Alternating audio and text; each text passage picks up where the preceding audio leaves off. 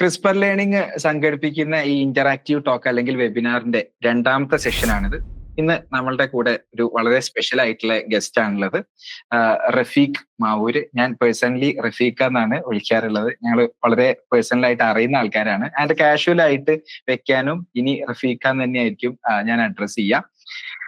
റഫീഖിനെ കുറിച്ച് പറയുകയാണെന്നുണ്ടെങ്കിൽ അദ്ദേഹം ഐസർ തിരുവനന്തപുരത്ത് 2011 ബാച്ചിൽ ഉണ്ടായിരുന്ന ആളായിരുന്നു. ആൻഡ് 2016 പാസ് ഔട്ട് ആയി. അതിനുശേഷം ഐസർ പൂനെയില് മീഡിയ ഡിപ്പാർട്ട്മെന്റിൽ 2 വർഷം അതായിട്ട് അസോസിയേറ്റ് ചെയ്ത് ജോലി ചെയ്തിട്ടുണ്ടായിരുന്നു. മീഡിയ ഡിപ്പാർട്ട്മെന്റിലാണ്. ആൻഡ് അതിനുശേഷം സയന്റിഫിക് ഇല്ലസ്ട്രേറ്റർ ആയിട്ട് നോവോ നോർഡിസ്ക് എന്ന് പറഞ്ഞൊരു ഇൻസുലിൻ മേക്കർ കമ്പനിയിൽ സയന്റിഫിക് ഇല്ലസ്ട്രേറ്റർ ആയിട്ട് വർക്ക് ചെയ്തു. പാരലലി സൈഡ് ആർട്ട് എന്ന് പറഞ്ഞ് സയന്റിഫിക് ഇല്ലസ്ട്രേഷൻ ഒക്കെ ട്രെയിനിങ് കൊടുക്കുന്ന ഒരു അക്കാഡമി പാരലൽ ആയിട്ട് തന്നെ ബിൽഡ് ചെയ്തു. അതിനുശേഷം ആ ജോലിയൊക്കെ റിസൈൻ ചെയ്ത് ഇപ്പൊ കംപ്ലീറ്റ്ലി ഫുൾ ടൈം ആയിട്ട് സൈഡ് ആർട്ട് അക്കാഡമി ബിൽഡ് ചെയ്തുകൊണ്ടിരിക്കുകയാണ്. ആൻഡ് നിങ്ങളൊക്കെ ഭാവിയിൽ എന്തായാലും ഒരുപാട് കേൾക്കാൻ പോകുന്ന ഒരു കമ്പനിയായി മാറും സൈഡ് ആർട്ട് അക്കാഡമി. അപ്പം ഇന്ന് റഫീഖ് എടുക്കാൻ പോകുന്ന ടോപ്പിക് എന്ന് പറയുന്നത് എന്തൊക്കെയാണ് ഐസറിന് ശേഷമുള്ള കരിയർ ഓപ്പർച്യൂണിറ്റീസ് എന്നാണ്. ഒരുപാട് ഇൻസൈറ്റ്ഫുൾ ആയിട്ടുള്ള ഇൻഫർമേഷൻസ് നിങ്ങൾക്ക് കിട്ടും. So keep it casual. അതേപോലെ നിങ്ങൾ മേക്ക് ഇറ്റ് വെരി ഇന്ററാക്റ്റീവ്. നമ്മൾ ഒരു രീതിയിലുള്ള ഫോർമൽ ആയിട്ടുള്ള കാര്യങ്ങളും വെക്കേണ്ട. And to all parents and all dear students and Rafeeqa, welcome to the session. So please നമുക്ക് കണ്ടിന്യൂ ചെയ്യാം. Good morning everyone. എല്ലാവരും ഫുൾ എനർജിയിലാണെന്ന് വിശ്വസിക്കുന്നു. Okay, so thanks a lot Amit for arranging a session like this, and I'm very happy to see the active participation here. മുമ്പ് കേരളത്തിൽ ഇങ്ങനൊരു initiative ഉണ്ടായിരുന്നില്ല. IISER പോലത്തെ ഇൻസ്റ്റിറ്റ്യൂട്ടുകളിൽ എത്തിച്ചേരാൻ താല്പര്യമുള്ള കുട്ടികൾക്ക് എല്ലാവിധ സപ്പോർട്ടും കോച്ചിങ്ങും കൊടുക്കുക എന്നുള്ള ഒരു ലക്ഷ്യം മുന്നിൽ നിർത്തിക്കൊണ്ട്, അതായത് കേരളത്തിൽ നിന്ന് ഒരുപാട് ശാസ്ത്രജ്ഞന്മാരും റിസർച്ച് ഫീൽഡിൽ സയന്റിസ്റ്റുകളായിട്ട് വർക്ക് ചെയ്യുന്ന ഒരുപാട് പേരുണ്ടാവണം എന്നുള്ള ഒരു വലിയൊരു വിഷനെ മുന്നിൽ നിർത്തിക്കൊണ്ടാണ് ക്രിസ്പർ ലേണിംഗ് എന്നൊരു ഇനിഷ്യേറ്റീവ് ഉണ്ടായിട്ടുള്ളത്. Very happy to see that. Okay, അപ്പോ ഫസ്റ്റ് ഓഫ് ഓൾ ഇന്നത്തെ സെഷൻ വളരെ ഇന്ററാക്റ്റീവ് ആയിരിക്കും. നിങ്ങൾക്ക് എന്ത് ചോദ്യവും ചോദിക്കാം. നമ്മുടെ ഗോൾ എന്ന് വെച്ചാൽ ഐസർ കഴിഞ്ഞിട്ട് എന്തെല്ലാം സാധ്യതകളുണ്ട്, ഒരുപാട് ജോലികളിലേക്ക് പോകാം, പഠനം വേണമെങ്കിൽ കണ്ടിന്യൂ ചെയ്യാം, എവിടെ പോകണം, എങ്ങനെ പോകണം, നിങ്ങളുടെ താല്പര്യങ്ങൾക്കനുസരിച്ച് ഏതെല്ലാം ഫീൽഡിലേക്ക് പോകാം, അങ്ങനെ ഒരുപാട് ക്വസ്റ്റ്യൻസ് നിങ്ങളുടെ മനസ്സിലുണ്ടാവും. ഐസറിലേക്ക് എത്തിച്ചേരണം എന്നുള്ള ലക്ഷ്യവുമായിട്ട് എക്സാമിന് പ്രിപ്പയർ ചെയ്യുന്നവരാണ് നിങ്ങളെല്ലാവരും തന്നെ. അപ്പോൾ ഐസർ കഴിഞ്ഞിട്ട് എന്ത് എന്നുള്ളതും കൂടി ഒരു ക്ലാരിറ്റി വരുത്തുക എന്നുള്ള ഉദ്ദേശത്തിൽ നമ്മൾ അറേഞ്ച് ചെയ്തൊരു സെഷനാണിത്. അപ്പോൾ നിങ്ങൾക്ക് എന്ത് ചോദ്യം ചോദിക്കാം. 2016 ഞാൻ ഐസറിന് പഠിച്ചിറങ്ങിയത്. അതായത് ഏകദേശം ഒരു 9 കൊല്ലം കഴിഞ്ഞു.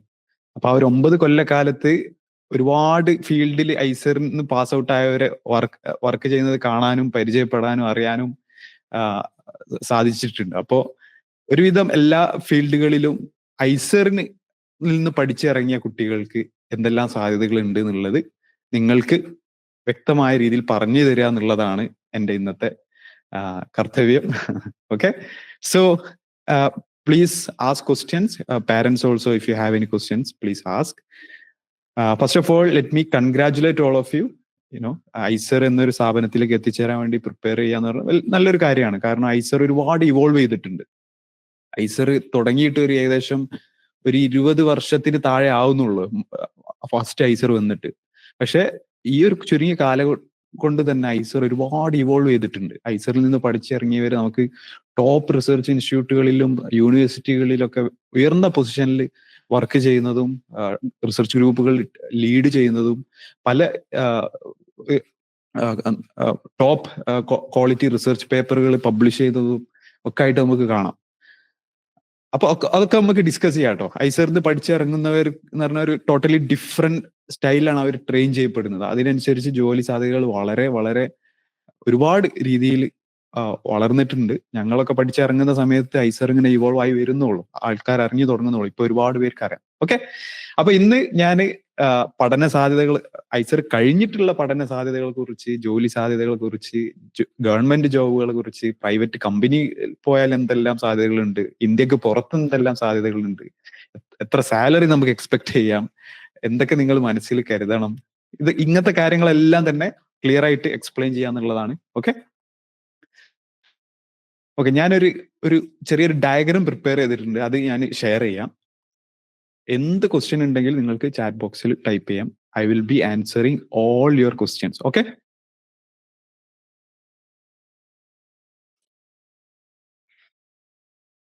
All right. സോ ഓക്കെ, എല്ലാവരും ഫുൾ എനർജിയിലാണെന്ന് തോന്നുന്നു. നല്ല റിയാക്ഷൻസ് ഒക്കെ കാണുന്നുണ്ട്. നിങ്ങൾ തംസപ്പ് റിയാക്ഷൻസ് ഇടയ്ക്കിടയ്ക്ക് പോസ്റ്റ് ചെയ്ത്, അപ്പൊ എനിക്ക് മനസ്സിലാവും നിങ്ങൾ അറ്റൻറ്റീവ് ആണ് എന്നുള്ളത്. ഓക്കെ, യാ, ഓക്കെ. അപ്പൊ ഐസർ എന്നൊരു സ്ഥാപനം ഇന്ത്യൻ ഗവൺമെന്റ് ഡിസൈൻ ചെയ്തത് എന്ത് മനസ്സിൽ വെച്ചിട്ടാണ്? ഇന്ത്യയിൽ ഒരുപാട് ഹൈ ക്വാളിറ്റി സയന്റിസ്റ്റുകളെ ട്രെയിൻ ചെയ്ത് എടുക്കണം എന്നുള്ള ഒരു ഗോള് മുൻനിർത്തിയാണ് ഐസറുകൾ ഡിസൈൻ ചെയ്തിട്ടുള്ളത്. അതുവരെ Indian Institute of science, IISc Bangalore ഉണ്ടായിരുന്നു, നൈസർ ഉണ്ടായിരുന്നു, IIT-കൾ ഉണ്ടായിരുന്നു. ഇവയെല്ലാം തന്നെ ഒരുപാട് കോഴ്സുകൾ ഓഫർ ചെയ്യുന്ന ഇൻസ്റ്റിറ്റ്യൂട്ടുകളാണ്. ബാർക്ക് ഉണ്ട്, ബാബ അറ്റോമിക് റിസർച്ച് സെന്റർ ഉണ്ട്. അപ്പോൾ ഇന്ത്യൻ ഗവൺമെന്റ് പ്ലാൻ ചെയ്തതെന്ന് വെച്ചാൽ ഒരു ഇൻസ്റ്റിറ്റ്യൂട്ട്, അതായത് റിസർച്ച് മാത്രം ഫോക്കസ് ചെയ്തുകൊണ്ട് ഭാവി സയന്റിസ്റ്റുകളെ ട്രെയിൻ ചെയ്തെടുക്കുക എന്നുള്ള ഒരു ഗോള് മുൻനിർത്തി ഒരു ഇൻസ്റ്റിറ്റ്യൂട്ട് ഉണ്ടാവണം. അങ്ങനെയാണ് ഐസറുകൾ സ്റ്റാർട്ട് ചെയ്തത്. ഐസറുകളിൽ ഓഫർ ചെയ്യുന്ന കോഴ്സുകളെല്ലാം തന്നെ നിങ്ങളെ ഒരു ടോപ്പ് സയന്റിസ്റ്റ് ആയിട്ട് പുറത്തിറക്കുക എന്നുള്ള ഒരു ഗോളിലാണ് ഡിസൈൻ ചെയ്തിട്ടുള്ളത്. അപ്പോൾ ആ ഒരു തലത്തിലുള്ള ട്രെയിനിങ് ആണ് നിങ്ങൾക്ക് ഐസറിന് കിട്ടുക. അപ്പോൾ നിങ്ങൾ പഠിപ്പിക്കാൻ വരുന്ന ഫാക്കൽറ്റീസ്, പ്രൊഫസർമാരും അവരുടെ ഫീൽഡിൽ ടോപ്പ് ആയിട്ടുള്ള സയന്റിസ്റ്റുകളായിരിക്കും. PhD എടുത്ത്, PhD കഴിഞ്ഞ് പോസ്റ്റ് ഡോക്ക് കഴിഞ്ഞ് പിന്നെ പല ലാബുകളിലൊക്കെ വർക്ക് ചെയ്ത് ഒരുപാട് റിസർച്ച് പേപ്പറുകളൊക്കെ പബ്ലിഷ് ചെയ്തവരാണ് നിങ്ങളെ പഠിപ്പിക്കാൻ ക്ലാസ്സിൽ വരുന്നത്. ഓക്കെ, അതാണ് ഐസറിന്റെ ഒരു വലിയൊരു ഡിഫറൻഷിയേറ്റർ, ഒരു വലിയൊരു ബ്ലെസ്സിങ് ആണ്. അത്തരം ടോപ്പ് സയന്റിസ്റ്റുകൾ നമ്മൾ ക്ലാസ്സിൽ വന്ന് നമ്മളെ പഠിപ്പിക്കുക എന്ന് പറയുമ്പോൾ നമുക്ക് കിട്ടുന്ന ഒരു എനർജി, ഊർജം ഒരു ടോട്ടലി ഡിഫറെന്റ് ആണ്, ഭയങ്കര ഇൻസ്പിറേഷൻ ആണ്. ഓക്കെ, അതുപോലെ തന്നെ അവിടുത്തെ അറ്റ്മോസ്ഫിയർ എല്ലാം തന്നെ വളരെ ഹൈ ക്വാളിറ്റി മെയിൻറ്റെയിൻ ചെയ്തിട്ടാണ് കൊണ്ടുപോകുന്നത്.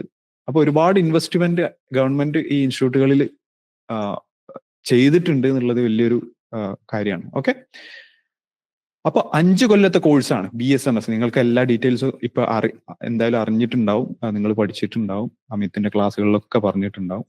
അപ്പൊ അതിലേക്കൊന്നും ഞാൻ പോകുന്നില്ല. ഒരു മാസ്റ്റേഴ്സ് കഴിഞ്ഞാണ് നിങ്ങൾ ഐസറിന് ഇറങ്ങുക, അല്ലെ?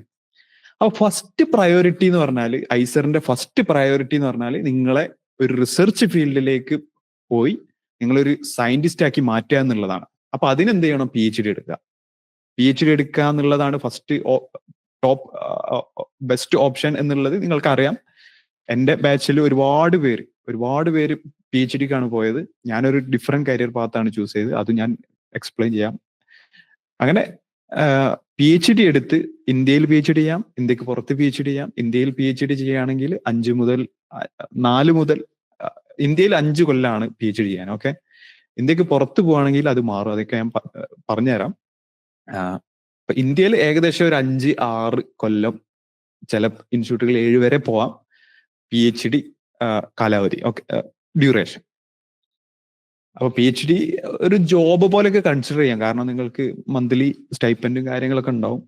അങ്ങനെയാണ് ആൾക്കാർ ഒരു ജോബായിട്ടാണ് കൺസിഡർ ചെയ്യാറ്, പക്ഷെ ഒരു അക്കാഡമിക് റൂട്ടാണ്. ഓക്കെ, അപ്പോൾ ഇത്രയും ഓപ്ഷൻസ് ആണ് നമ്മൾ ഇന്ന് ഡിസ്കസ് ചെയ്യുക. PhD എന്നുള്ളൊരു ഓപ്ഷൻ, പിന്നെ PhD കഴിഞ്ഞിട്ട് എന്ത് ജോബുകൾ എന്നുള്ളത് നമുക്ക് ഡിസ്കസ് ചെയ്യാം. ഒരുപാട് സാധ്യതകൾ കൂടുതലായി ഓപ്പൺ ചെയ്യും നിങ്ങൾക്കൊരു PhD ഉണ്ടാകുമ്പോൾ. പിന്നെ ഗവൺമെന്റ് ജോബ്സിലേക്ക് പോകാം, സാധാ ഗവൺമെന്റ് ജോബ്സിലേക്ക് പോകാം. അതിലുപരി ഐസറിൽ നിന്ന് പഠിച്ചിറങ്ങുന്നവർക്ക് കുറച്ചുകൂടി ഒരു പ്രിഫറൻസ് ഉള്ള ഏരിയ ഇൻസ്റ്റിറ്റ്യൂട്ടുകളൊക്കെ ഉണ്ട്. ഓക്കെ, ഡയറക്റ്റ് ആയിട്ട് ഐസർ പഠിച്ചിറങ്ങുന്നവരെ ഇന്റർവ്യൂ ചെയ്ത് ജോബിലേക്ക് എടുക്കുന്ന ഗവൺമെന്റ് ഇൻസ്റ്റിറ്റ്യൂട്ടുകളും ഉണ്ട്. ഓക്കെ, പിന്നെ ഇൻഡസ്ട്രി, ഒരുപാട് കമ്പനികൾ, IT കമ്പനികൾ, ഫാർമ കമ്പനികൾ, മരുന്നുകളൊക്കെ ഡെവലപ്പ് ചെയ്യുന്ന അങ്ങനെ ഒരു കമ്പനിയിൽ വർക്ക് ചെയ്തിരുന്നു ഞാൻ. ബയോടെക് കമ്പനികൾ, അതുപോലെ റിസർച്ച് ആൻഡ് ഡെവലപ്മെന്റ് നടക്കുന്ന ഒരുപാട് ഇൻസ്റ്റിറ്റ്യൂട്ടുകൾ, ഫാക്ടറികൾ, കമ്പനികൾ, ഒരുപാട് സ്റ്റാർട്ടപ്പുകളൊക്കെ ഐസർ ഗ്രാജുവേറ്റ്സിനെ ഹയർ ചെയ്യുന്നുണ്ട്. ഓക്കെ, ടോപ്പ് അക്കാഡമീഷ്യനായിട്ട് ആണ് പാസ് ഔട്ട് ചെയ്യുന്നത്. അപ്പൊ നിങ്ങൾക്ക് ടീച്ചിങ്ങിലേക്ക് പോകാം, കോച്ചിങ് ഇൻഡസ്ട്രിയിലേക്ക് പോകാം. പിന്നെ എന്റർപ്രണർഷിപ്പ് ആണ്, അതായത് ചിലർക്ക് ബിസിനസ് തുടങ്ങണം, എന്തെങ്കിലുമൊക്കെ സ്റ്റാർട്ട് ചെയ്യണം സ്വന്തമായിട്ട്, സൊസൈറ്റിയിൽ ഒരു പ്രോബ്ലം സോൾവ് ചെയ്യണം, ഒരു പ്രൊഡക്റ്റ് ഡെവലപ്പ് ചെയ്യണം എന്നൊക്കെ ഉള്ള ആഗ്രഹമുള്ളവരുണ്ടാവും. അങ്ങനെയുള്ളവർക്ക് എന്റർപ്രണർഷിപ്പ് ഒരു ചോയ്സ് ആണ്. പിന്നെ ഞാൻ കുറച്ച് ടിപ്സ് ഒക്കെ ഷെയർ ചെയ്യും, കുറച്ചുകൂടി ഡീറ്റെയിൽസ്. ഓക്കെ, റെഡി അല്ലേ? Shall we start? തുടങ്ങാലോ? Awesome. Nice. Okay. So, PhD നമുക്കറിയാം, ഇന്ത്യയിൽ ചെയ്യാം അല്ലെങ്കിൽ ഇന്ത്യക്ക് പുറത്തു പോകാം. ഐസറിന്റെ ഏറ്റവും വലിയൊരു പ്രത്യേകത എന്ന് വെച്ചാൽ, ഐസറിലെ BSMS കഴിഞ്ഞ് ഇറങ്ങുന്നവർക്ക് പുറത്ത് PhD ചെയ്യാൻ എളുപ്പമാണ്. കാരണം എല്ലാ ഇൻസ്റ്റിറ്റ്യൂട്ടുകളും നമ്മൾ ഐസറിൽ നിന്ന് ലഭിക്കുന്ന BSMS ഡുവൽ ഡിഗ്രീനെ നന്നായിട്ട് വാല്യൂ ചെയ്യുന്നുണ്ട്. കാരണം നമ്മൾ പഠിച്ചിറങ്ങുമ്പോൾ തന്നെ റിസർച്ച് എക്സ്പീരിയൻസ് ആയിട്ടാണ് ഇറങ്ങുന്നത്. സാധാരണ നമ്മൾ കോളേജിലൊക്കെ പഠിക്കുമ്പോൾ നമ്മൾ MSc ആയിട്ടാണ് ഇറങ്ങുന്നത്. അവർക്ക് ചെറിയൊരു പ്രൊജക്റ്റ് ആണ് ഉണ്ടാവുക. അതൊരു റിസർച്ച് പ്രൊജക്റ്റ് ആയിട്ടും നമുക്ക് കൺസിഡർ ചെയ്യാൻ പറ്റില്ല. ചെറിയ ഒരു തീസിസ് എഴുതാൻ വേണ്ടിയിട്ടുള്ള ഒരു ചെറിയൊരു പ്രൊജക്ട് ചെയ്തിട്ടാണ് സാധാരണ കോളേജുകളിൽ ഇന്നും പഠിച്ചിറങ്ങുന്നത്. പക്ഷെ നമ്മൾ എന്ന് വെച്ചാൽ ഒരു വർഷം BSMSന്റെ ലാസ്റ്റ് ഇയർ ഒരു വർഷം നമ്മൾ ലാബിലായിരിക്കും. അതാണ് ഐസറിന്റെ ഒരു പ്രത്യേകത. നമ്മൾ സാധാരണ PhDക്കാർ വർക്ക് ചെയ്യുന്ന പോലെ തന്നെ ഒരു വർഷം നമ്മൾ സ്വന്തമായിട്ട് ഒരു പ്രോബ്ലം എടുത്ത് അതിൽ റിസർച്ച് ചെയ്ത് എന്തെങ്കിലുമൊക്കെ ഒന്ന് ഡെവലപ്പ് ചെയ്ത്, ഒരു കൂടുതൽ പേരും റിസർച്ച് ഒരു പേപ്പറായിട്ടൊക്കെ പബ്ലിഷ് ചെയ്യും. അത് ഉടനെ തന്നെ ഉണ്ടാവില്ല, ചിലപ്പോൾ ലേറ്റർ ആയിരിക്കാം. പക്ഷെ ഒരു പേപ്പർ എഴുതാൻ വരെയുള്ള ഒരു റിസർച്ച് നമ്മൾ കംപ്ലീറ്റ് ചെയ്തിട്ടായിരിക്കും മോസ്റ്റ് ലൈക്ലി നമ്മൾ ഇറങ്ങാം. അല്ലെങ്കിൽ നമുക്ക് ആ റിസർച്ച് എക്സ്പീരിയൻസ് ഉണ്ട് ഒരു വർഷത്തെ. ആ സമയത്ത് നമ്മൾ എന്ത് ചെയ്യും? ലാബിൽ എങ്ങനെ വർക്ക് ചെയ്യണം, ഒരുപാട് ഇൻസ്ട്രുമെന്റുകളൊക്കെ ഉണ്ടല്ലേ, നിങ്ങൾ വീഡിയോസിലൊക്കെ കാണുമ്പോൾ റിസർച്ചേഴ്സ് ഒരുപാട് ഇൻസ്ട്രുമെന്റ്സ് കാര്യങ്ങളൊക്കെ ഉണ്ടാവും ലാബിൽ. അപ്പൊ അതൊക്കെ എങ്ങനെ ഉപയോഗിക്കണം, ഓരോ ഫീൽഡിനും അതിൻ്റെതായ ഉപകരണങ്ങളൊക്കെ ഉണ്ട്. അതൊക്കെ ഉപയോഗിച്ചിട്ടുള്ള എക്സ്പീരിയൻസ് ആണ് ഭയങ്കര ഇമ്പോർട്ടന്റ് ആണ്. ഈ പുറത്തുള്ള യൂണിവേഴ്സിറ്റിയിലെ പ്രൊഫസർമാരൊക്കെ കാര്യമായിട്ട് അതാ ചോദിക്കുക ഇന്റർവ്യൂവിൽ, നിങ്ങൾക്ക് ഈ ഇൻസ്ട്രുമെന്റ് ഉപയോഗിക്കാൻ അറിയോ, നിങ്ങൾക്ക് ഈ ഇൻസ്ട്രുമെന്റ് ഉപയോഗിക്കാൻ അറിയോ. അപ്പൊ ഇന്ത്യൻ ഗവൺമെന്റ് ഒരുപാട് പൈസ ഇൻവെസ്റ്റ് ചെയ്തിട്ടാണ് ഈ ലാബൊക്കെ മെയിൻറ്റെയിൻ ചെയ്യുന്നത്. ഇപ്പൊ അതുകൊണ്ട് തന്നെ നമുക്ക് ഈ ഇൻസ്ട്രുമെന്റ് ഒക്കെ ഉപയോഗിച്ചിട്ടുള്ള എക്സ്പീരിയൻസ് ഉണ്ട്. അത് വളരെ വലിയൊരു പ്ലസ് ആണ്. ഓക്കെ, കോടികൾ വിലയുള്ള ഇൻസ്ട്രുമെന്റുകളൊക്കെ നമ്മളെ ലാബിലുണ്ട്. അതിലേക്കൊക്കെ നമുക്ക് ഡയറക്റ്റ് ഉപയോഗിക്കാനുള്ള ഒരു അവസരം കിട്ടുക എന്ന് പറഞ്ഞാൽ വലിയൊരു കാര്യമാണ്. ഓക്കെ, അപ്പൊ ഇന്ത്യയിൽ ചെയ്യുന്നത് JRF എക്സാം ഒക്കെ എഴുതി കിട്ടി, നിങ്ങൾക്ക് സാധാ കോളേജിൽ നിന്ന് ഇറങ്ങുന്നവർ പോകുന്ന അതേ റൂട്ടിൽ തന്നെ പോയിട്ട് ചെയ്യാം. പുറത്തു പോകാൻ താല്പര്യം ഇല്ലാത്തവർക്ക് അതൊരു ഓപ്ഷനാണ്. ഒരുപാട് പേര് ഇന്ത്യയിൽ PhD ചെയ്യുന്നുണ്ട്. IISc, Indian Institute of Science Bangalore, പിന്നെ ഐസറുകളിൽ തന്നെ നിങ്ങൾക്ക് PhD ചെയ്യാം. പിന്നെ IITകൾ ഉണ്ട്, IITകളിൽ പോയിട്ട് PhD ചെയ്യാം. അങ്ങനെ ഒരുപാട് ഇൻസ്റ്റിറ്റ്യൂട്ടുകൾ, സാധാരണ കോളേജുകളിലും പോവാം, പക്ഷെ എപ്പോഴും ടോപ്പ് നാഷണൽ ഇൻസ്റ്റിറ്റ്യൂട്ടുകൾ പ്രിഫർ ചെയ്യാം. അപ്പോൾ നിങ്ങൾക്ക് ഒരു സ്റ്റൈപ്പൻഡ് ഉണ്ടാവും, ഒരു 35,000 പെർ മന്ത് നിങ്ങൾക്ക് ഒരു സ്റ്റൈപ്പൻഡ് ഉണ്ടാവും. പിന്നെ ഒരു ഇയർലി ഒരു 20,000 അലവൻസ് ഉണ്ടാവും. അത് വെച്ചിട്ട് നിങ്ങൾക്ക് ബുക്ക് കാര്യങ്ങൾ, യാത്ര, പുറത്തെ ലാബുകളിൽ പോകാനുള്ള അങ്ങനത്തെ ചെലവുകളൊക്കെ മെയിൻറ്റെയിൻ ചെയ്യാൻ വേണ്ടിയിട്ട്. ഓക്കെ, അപ്പോ ഞാൻ ഒന്നുകൂടി ഒന്ന് ഡീറ്റെയിൽ ആയിട്ട് പറയുകയാണെങ്കിൽ, USA ഇത് ഞാൻ ഇവിടെ ഓക്കെ ഞാൻ അബ്രോഡിലേക്ക് വരാം. ഓക്കെ, ഇന്ത്യയിൽ സാധാരണ ചില ഇൻസ്റ്റിറ്റ്യൂട്ടുകളിലൊക്കെ 4 കൊല്ലം കൊണ്ട് PhD ചെയ്യാൻ പറ്റും. പക്ഷെ നിങ്ങൾ മനസ്സിൽ കരുത് 5 കൊല്ലമാണ് ഒരു സ്റ്റാൻഡേർഡ് ഡ്യൂറേഷൻ. 5 കൊല്ലം എടുക്കും ഒരു PhD കഴിയാൻ ഇന്ത്യയിൽ. ഓക്കെ, ചില ഫീൽഡുകൾ, ബയോളജിയിലെ ചില ഫീൽഡുകൾ ഉദാഹരണത്തിന്, അല്ലെങ്കിൽ ഫിസിക്സിലെ തിയററ്റിക്കൽ പാർട്ടായിട്ടുള്ള ഫീൽഡുകളൊക്കെ ചിലപ്പോൾ കുറച്ചുകൂടി സമയം എടുക്കാം. ചിലർക്ക് 8 വർഷം വരെ പോകുന്ന കേസൊക്കെ ഉണ്ട്. ഓക്കെ, പിന്നെ സാധാരണ CSIR ഗൈറ്റ് DBT എക്സാം വെച്ചിട്ടാണ് നമ്മൾ കയറുന്നത്. Okay,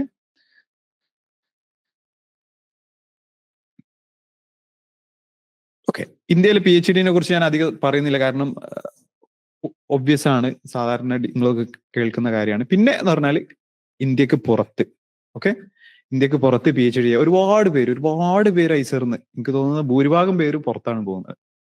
US, Europe, Japan, Singapore, Australia, Canada, China, Korea, അങ്ങനെ ഒരുവിധ എല്ലാ രാജ്യത്തും തന്നെ ഐസറിലെ ഗ്രാജുവേറ്റ്സിനെ കാണാൻ പറ്റും. ഇപ്പൊ യൂറോപ്പിലൊക്കെ പോയാൽ എല്ലാ രാജ്യത്തിലും നിങ്ങൾക്ക് എന്ത് ചെയ്യാൻ പറ്റും, ഐസറിൽ നിന്ന് പഠിച്ചിറങ്ങിയ സീനിയേഴ്സിനെ കാണാൻ പറ്റും. അപ്പോൾ നിങ്ങൾക്ക് അങ്ങോട്ടേക്ക് പോകുമ്പോഴൊക്കെ സുഖമാണ്, അവരുമായിട്ട് കണക്ട് ചെയ്ത് അവർ തന്നെ എല്ലാ ഹെൽപ്പും കാര്യങ്ങളൊക്കെ ചെയ്യും. അവിടെ റൂം അറേഞ്ച് ചെയ്യാനും ഫുഡ് അറേഞ്ച് ചെയ്യുക, അങ്ങനത്തെ ഫുഡ് റിലേറ്റഡ് അങ്ങനത്തെ അക്കോമഡേഷൻ, പിന്നെ ക്യാമ്പസ് റിലേറ്റഡ് കാര്യങ്ങളൊക്കെ സപ്പോർട്ട് ചെയ്യാനൊക്കെ അവിടെ ഓൾറെഡി ഒരു ഭൂരിഭാഗം എല്ലാ ഇൻസ്റ്റിറ്റ്യൂട്ടിലും ഇപ്പോൾ ഐസർ ഗ്രാജുവേറ്റ്സ് ഉണ്ട് എന്നുള്ളതാണ്. ഓക്കെ,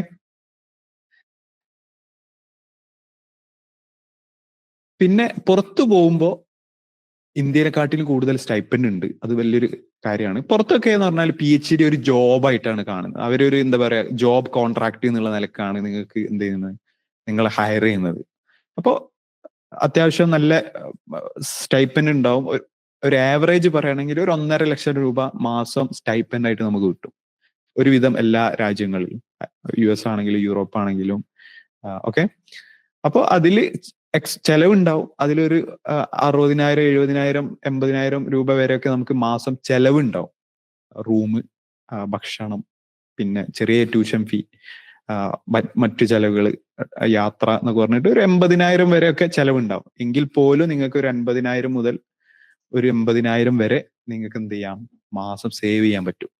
എൻ്റെ ഒരുപാട് ഫ്രണ്ട്സിന് എനിക്കറിയാം, അവർ എന്താ പറയുന്നത് ഒരു 60,000 ഒക്കെ അവർ സേവ് ചെയ്യുന്നുണ്ട്, എല്ലാ ചെലവും കഴിഞ്ഞിട്ട് സേവ് ചെയ്യുന്നുണ്ട്. അപ്പൊ എന്താ ചെയ്യാം, നിങ്ങൾക്ക് ഒരു ജോബായിട്ട് തന്നെ അത് കൺസിഡർ ചെയ്യാം. ചിലർക്ക് ഇതുണ്ടാവും, ഇനിയും പഠിക്കുകയാണോ, പക്ഷെ അങ്ങനെയല്ല. അതൊരു എന്താ പ്രോപ്പർ ജോബ് കോൺട്രാക്ട് ആണ്. നിങ്ങൾ ഒരു റിസർച്ച് സ്റ്റുഡന്റ് ആണ് അവിടെ, റിസർച്ചർ ആണ് അവിടെ. ഓക്കെ, അതും ടോപ്പ് ക്വാളിറ്റി ഇൻസ്റ്റിറ്റ്യൂട്ടുകളായിരിക്കും. ഒരുവിധ എല്ലാ ഇൻസ്റ്റിറ്റ്യൂട്ടുകളും തന്നെ ഹൈ എൻഡ് ഫെസിലിറ്റീസ് എല്ലാം തന്നെ നിങ്ങൾക്ക് പ്രൊവൈഡ് ചെയ്യുന്നുണ്ടാവും. പിന്നെ ചില ഇൻസ്റ്റിറ്റ്യൂട്ടുകളിലൊക്കെ മന്ത്ലി ഓർ ഇയർലി ഒക്കെ ഇൻക്രിമെന്റ് ഉണ്ടാവും ചെറിയ രീതിയിൽ. ഓക്കെ, ചില യൂറോപ്യൻ ഇൻസ്റ്റിറ്റ്യൂട്ടുകളിലൊക്കെ നല്ല സാലറി മന്ത്ലി സ്റ്റൈപ്പൻഡ് ഉണ്ട്. ഇപ്പൊ ETH സൂറിച്ചിലൊക്കെ 4 lakh പെർ മന്ത് ഒക്കെ വാങ്ങുന്നവരുണ്ട്. അത് നിങ്ങളെ സ്കോളർഷിപ്പ് ഏതാ എന്ന് അനുസരിച്ചായിരിക്കും ഉണ്ടാവും. ഓക്കെ, അതായത് പലതരം സ്കോളർഷിപ്പുകളുണ്ട്. നമ്മൾ ഐസറിന്റെ അവസാനത്തെ വർഷം ഞാൻ പറഞ്ഞല്ലോ, ഒരു 1 year നമ്മൾ എന്തായിരിക്കും, ലാബിലായിരിക്കും ഫുൾ ടൈം. അത് നല്ലൊരു ഭയങ്കര ഒരു എന്താ പറയാ രസകരമായ ഒരു സമയമാണ്. കാരണം നമ്മൾ പഠനമൊക്കെ കഴിഞ്ഞു, മെയിൻ ആയിട്ടുള്ള പഠനങ്ങളൊക്കെ കഴിഞ്ഞു. പിന്നെ ലാബിൽ റിസർച്ച് ചെയ്യുന്ന PhD-ക്കാര്, പോസ്റ്റ് ഡോക്കുകാര്, പിന്നെ പ്രൊഫസർമാർ, അവരെ കൂടെ ഒക്കെ നമ്മൾ കോട്ടൊക്കെ ഇട്ട് ഗൂഗിൾസ് ഒക്കെ ഇട്ട് ഡെയിലി രാവിലെ ഇങ്ങനെ ഒരു പ്രോപ്പർ സയന്റിസ്റ്റ് ആയിട്ട് ഇങ്ങനെ വർക്ക് ചെയ്യാണ്. ആ സമയത്താണ് നമ്മൾ ഇങ്ങനെ PhD-ക്കൊക്കെ അപ്ലൈ ചെയ്യാം. ഓക്കെ, അവസാനത്തെ 2 സെമസ്റ്റർ ഉണ്ടല്ലോ.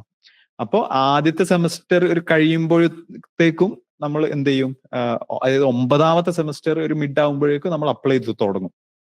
പിന്നെ ഏറ്റവും ലാസ്റ്റ് സെമസ്റ്റർ ഫുൾ അപ്ലിക്കേഷൻ ആയിരിക്കും. അപ്ലൈ ചെയ്യുന്നതൊക്കെ നിങ്ങൾ അവിടെ പോയിട്ട് പഠിക്കും. എങ്ങനെ അപ്ലൈ ചെയ്യണം, എങ്ങനെ പ്രൊഫസർമാർക്ക് ഇമെയിൽ അയക്കണം, എങ്ങനെ നിങ്ങൾ CV ഉണ്ടാക്കണം, SOP ഉണ്ടാക്കണം, എന്നൊക്കെ അവിടെ തന്നെ നിങ്ങൾക്ക് ഒരുപാട് ആൾക്കാരെ ഹെൽപ്പ് ചെയ്യാനും ഒക്കെ ഉണ്ടാവും. ഓക്കെ ഓക്കെ, അപ്പോ നിങ്ങൾ അപ്ലൈ ചെയ്യുന്ന ഓരോ സ്കോളർഷിപ്പുകൾ ഉണ്ടാവും. ഭൂരിഭാഗ സമയം ഒരു 90% സമയം നിങ്ങൾ അപ്ലൈ ചെയ്യുന്ന ഇൻസ്റ്റിറ്റ്യൂട്ട് ആയിരിക്കും നിങ്ങൾക്ക് സ്കോളർഷിപ്പ് തരിക.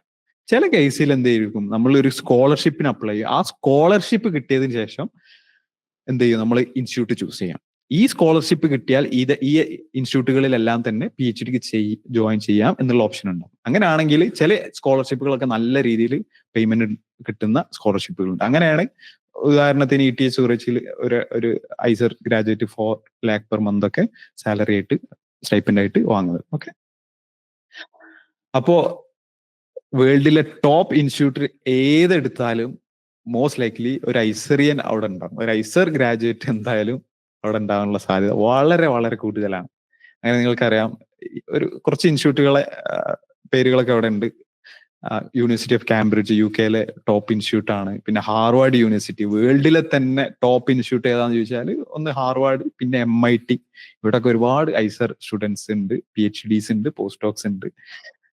ചില ഇൻസ്റ്റിറ്റ്യൂട്ടുകളിൽ പ്രൊഫസർമാരായിട്ട് വർക്ക് ചെയ്യുന്നവരും ഉണ്ട്. ഓക്കെ, പിന്നെ University of Oxford, ETH Zurich, Max Planck, University of Illinois US, John Hopkins, അങ്ങനെ ഒരുപാട് ഇൻസ്റ്റിറ്റ്യൂട്ടുകൾ. എല്ലാ ഇൻസ്റ്റിറ്റ്യൂട്ടുകളിലും എനിക്ക് എന്താ പറയാ അറ്റ്ലീസ്റ്റ് ഒരു 1-2 ഐസറിയൻസിനെ കാണിച്ചു തരാൻ പറ്റും. അതാണ് ഐസർ ഗ്രാജുവേറ്റ്സിന്റെ ഒരു ക്വാളിറ്റി. അവരൊരു റിസർച്ച് ആപ്റ്റിറ്റ്യൂഡ് എന്ന് പറഞ്ഞ ഒരു വളരെ എന്താ പറയാ ടോപ്പ് ക്ലാസ് ആണ്. പിന്നെ ഇന്ത്യൻ ഇൻസ്റ്റിറ്റ്യൂട്ടിൽ ഒരുപാട് നാഷണൽ ഇൻസ്റ്റിറ്റ്യൂട്ടുകൾ ഉണ്ടല്ലോ, റിസർച്ച് ഇൻസ്റ്റിറ്റ്യൂട്ട്. അപ്പൊ അതൊക്കെ ഒന്ന് അറിഞ്ഞിരിക്കുക കേട്ടോ. അതൊക്കെ നിങ്ങൾ ഐസർ ജോയിൻ ചെയ്യുമ്പോൾ നിങ്ങൾ ഇങ്ങനെ ഗ്രാജുവലി മനസ്സിലാക്കി തുടങ്ങും. Indian Institute of Science Bangalore ആണ് one of the the top pioneer institute in India, okay, for research. പിന്നെ നൈസർ ഉണ്ട്. പിന്നെ ഐസറുകൾ മൊഹാലി, ഭോപ്പാലി, കൊൽക്കത്ത, തിരുവനന്തപുരം, തിരുപ്പതി, പൂനെ, ബർഹംപൂർ, അങ്ങനെ 7 ഐസറുകൾ ഉണ്ടല്ലോ. പിന്നെ ചെന്നൈ മാത്തമാറ്റിക്കൽ ഇൻസ്റ്റിറ്റ്യൂട്ട്, ഐക്കാർ, ബാർക്ക്, അങ്ങനെ ഒരുപാട് ഇൻസ്റ്റിറ്റ്യൂട്ടുകൾ ഉണ്ട്. ഇവിടൊക്കെ നിങ്ങൾക്ക് എന്ത് ചെയ്യാം, PhD ചൂസ് ചെയ്തിട്ട് വേണമെങ്കിൽ പോവാം. ഓക്കെ. പിന്നെ പുറത്ത് US പോവാണെങ്കിലും ഇന്ത്യയിലെ പോലെ തന്നെയാണ്. ഏകദേശം 5 വർഷം അല്ലെങ്കിൽ 6 വർഷം PhD കംപ്ലീറ്റ് ചെയ്യാൻ എടുക്കും. ഓക്കെ. പിന്നെ അവിടുത്തെ ഒരു പ്രത്യേകത എന്താ വെച്ചാൽ ആദ്യത്തെ ഒരു 1-2 കൊല്ലം നിങ്ങൾ എന്ത് ചെയ്യും, ഈ BSc അല്ലെങ്കിൽ MSc പഠിക്കുന്ന കുട്ടികളെ TA ആയിട്ട്, ടീച്ചിങ് അസിസ്റ്റന്റ് ആയിട്ടൊക്കെ പോയിട്ട് നിങ്ങൾ വർക്ക് ചെയ്യും. ചില ഇൻസ്റ്റിറ്റ്യൂട്ടുകൾ അതിനൊരു എക്സ്ട്രാ സ്റ്റൈപ്പൻഡ് ഒക്കെ തരുന്ന ഒരു സിസ്റ്റം ഒക്കെ ഉണ്ട്. ഓക്കെ. പിന്നെ ഓക്കെ, അതാണ് PhD ആണ് best option to become a scientist, right? പക്ഷെ BSMS കഴിഞ്ഞ ഉടനെ തന്നെ സയന്റിസ്റ്റ് പോസ്റ്റുകളിൽ പല കമ്പനികളിൽ കയറുന്നവരും ഉണ്ട്. ഓക്കെ. പക്ഷെ ആ ഒരു ഫീൽഡിൽ ഒരു അതോറിറ്റി, എന്താ പറയുക, ഒരു ടോപ്പ് ക്വാളിറ്റി റിസർച്ചർ ആവണം അല്ലെങ്കിൽ ഒരു സയന്റിസ്റ്റ് ആവണം എന്നുണ്ടെങ്കിൽ നിങ്ങൾക്ക് ഒരു PhD എന്തായാലും നിർബന്ധമാണ്. ഓക്കെ. അപ്പോ സയൻസിനോട് അത്രക്കും താല്പര്യമുണ്ട്, അത്രക്കും പാഷൻ ഉണ്ട്, റിസർച്ചിനോട് അത്രയും പാഷൻ ഉണ്ടെങ്കിൽ നിങ്ങൾ എന്ത് ചെയ്യുക, PhD ചൂസ് ചെയ്യാം. ഓക്കെ. പക്ഷെ അതല്ല, നിങ്ങൾക്ക് ഒരു 5 കൊല്ലം ഐസറിന്റെ കോഴ്സ് കഴിയണം, എന്നിട്ട് ഒരു നല്ലൊരു ജോബിലേക്ക് പെട്ടെന്ന് കടക്കണം എന്നുണ്ടെങ്കിൽ നിങ്ങൾ എന്ത് ചെയ്യുക, ഇൻഡസ്ട്രി ചൂസ് ചെയ്യുക. അതിലേക്കാണ് നമ്മൾ പോകുന്നത്. ഓൾറൈറ്റ്. ഓക്കെ. അപ്പോൾ PhD കുറിച്ച് ഏകദേശം നിങ്ങൾക്ക് ഒരു ഐഡിയ കിട്ടിയെന്ന് വിചാരിക്കുന്നു. ഇനി PhD കഴിഞ്ഞിട്ട് എന്താണ് എന്നുള്ളതാണ്, അല്ലേ? എന്തിനാണ് ഈ 5 വർഷം പിന്നെയും പഠിക്കുന്നത് എന്നൊക്കെ ചിലർ വിചാരിക്കുന്നുണ്ട്. അപ്പൊ ഞാൻ പറഞ്ഞല്ലോ, PhD എന്ന് പറഞ്ഞാൽ ഒരു പഠനമായിട്ട് കാണരുത്. ഒബ്വിയസ്ലി അവിടെ കോഴ്സുകൾ ഉണ്ടാവും, സെമിനാറുകൾ ഉണ്ടാവും, എല്ലാം ഉണ്ടാവും. പക്ഷെ അതൊരു എന്താ പറയാ, ഒരു ജേണിയാണ്. ഒരു റിസർച്ച്, ഒരു പ്രോപ്പർ സയന്റിസ്റ്റ് ആവാനുള്ള ഒരു ജേണിയാണ്. PhD ചെയ്യുമ്പോൾ നിങ്ങളുടേതായിട്ടുള്ള റിസർച്ചാണ് ചെയ്യുക. ഓക്കെ. അതായത് നിങ്ങൾക്ക് ഒരു ഏരിയ ചൂസ് ചെയ്യാം. ഇപ്പോൾ ഉദാഹരണത്തിന് ഒരുപാട് റിസർച്ച് ഏരിയകളുണ്ട്. ഒരു ഉദാഹരണത്തിന് പറയുകയാണെങ്കിൽ ഏതെങ്കിലും ഒരു അസുഖം, അൽഷൈമേഴ്സ്, വയസ്സായ വ്യക്തികൾക്ക്, പ്രായമായ സീനിയർ ആയിട്ടുള്ള ആൾക്കാർക്ക് വരുന്ന ഒരു അസുഖമാണ്, ഒരു മറവി, അല്ലെ?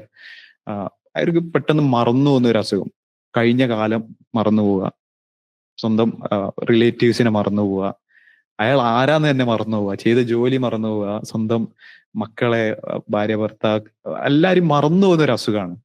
അതൊരു ലക്ഷണമാണ്. പക്ഷെ അതിന് അല്ലാതെയും കോംപ്ലിക്കേഷൻസ് ഒക്കെ ഉണ്ട്. ഒരു ഉദാഹരണം പറഞ്ഞിട്ട് ചിലർക്കൊക്കെ അറിയാം, ചിലരുടെ കുടുംബത്തിലൊക്കെ ചിലപ്പോൾ ഉണ്ടായിട്ടുണ്ടാവും, അൽഷൈമേഴ്സ് ഡിസീസ് എന്ന് പറയും. അപ്പൊ അതിന് മരുന്ന് ഡെവലപ്പ് ചെയ്യുന്ന ഒരു റിസർച്ചാണ് നിങ്ങൾ ചൂസ് ചെയ്യുന്നത് വിചാരിക്കുക. ഒരു ഉദാഹരണം പറഞ്ഞതാണ്. അപ്പോ നിങ്ങൾ എന്ത് ചെയ്യും, ആ ഒരു ഫീൽഡിനെ കുറിച്ച് ഡീറ്റെയിൽ ആയിട്ട് പഠിക്കും. ആ ഒരു രോഗം എങ്ങനെയാണ് വരുന്നത്, ഇപ്പോ നിലവിൽ ആ രോഗം ചികിത്സിക്കാനുള്ള മെത്തേഡുകൾ എങ്ങനെയൊക്കെയാണ്, ഏതൊക്കെ മരുന്നുകളാണുള്ളത്, അതൊക്കെ നിങ്ങൾ ഡീറ്റെയിൽ ആയിട്ട് പഠിക്കും. അപ്പൊ നിങ്ങൾ എന്ത് ചെയ്യും, ഏതെങ്കിലും ഒരു സാധ്യത കാണും. ഓക്കെ, ഈ ഒരു സംഭവം ചിലപ്പോൾ നമ്മളെ ജീന്, DNA, അല്ലെ?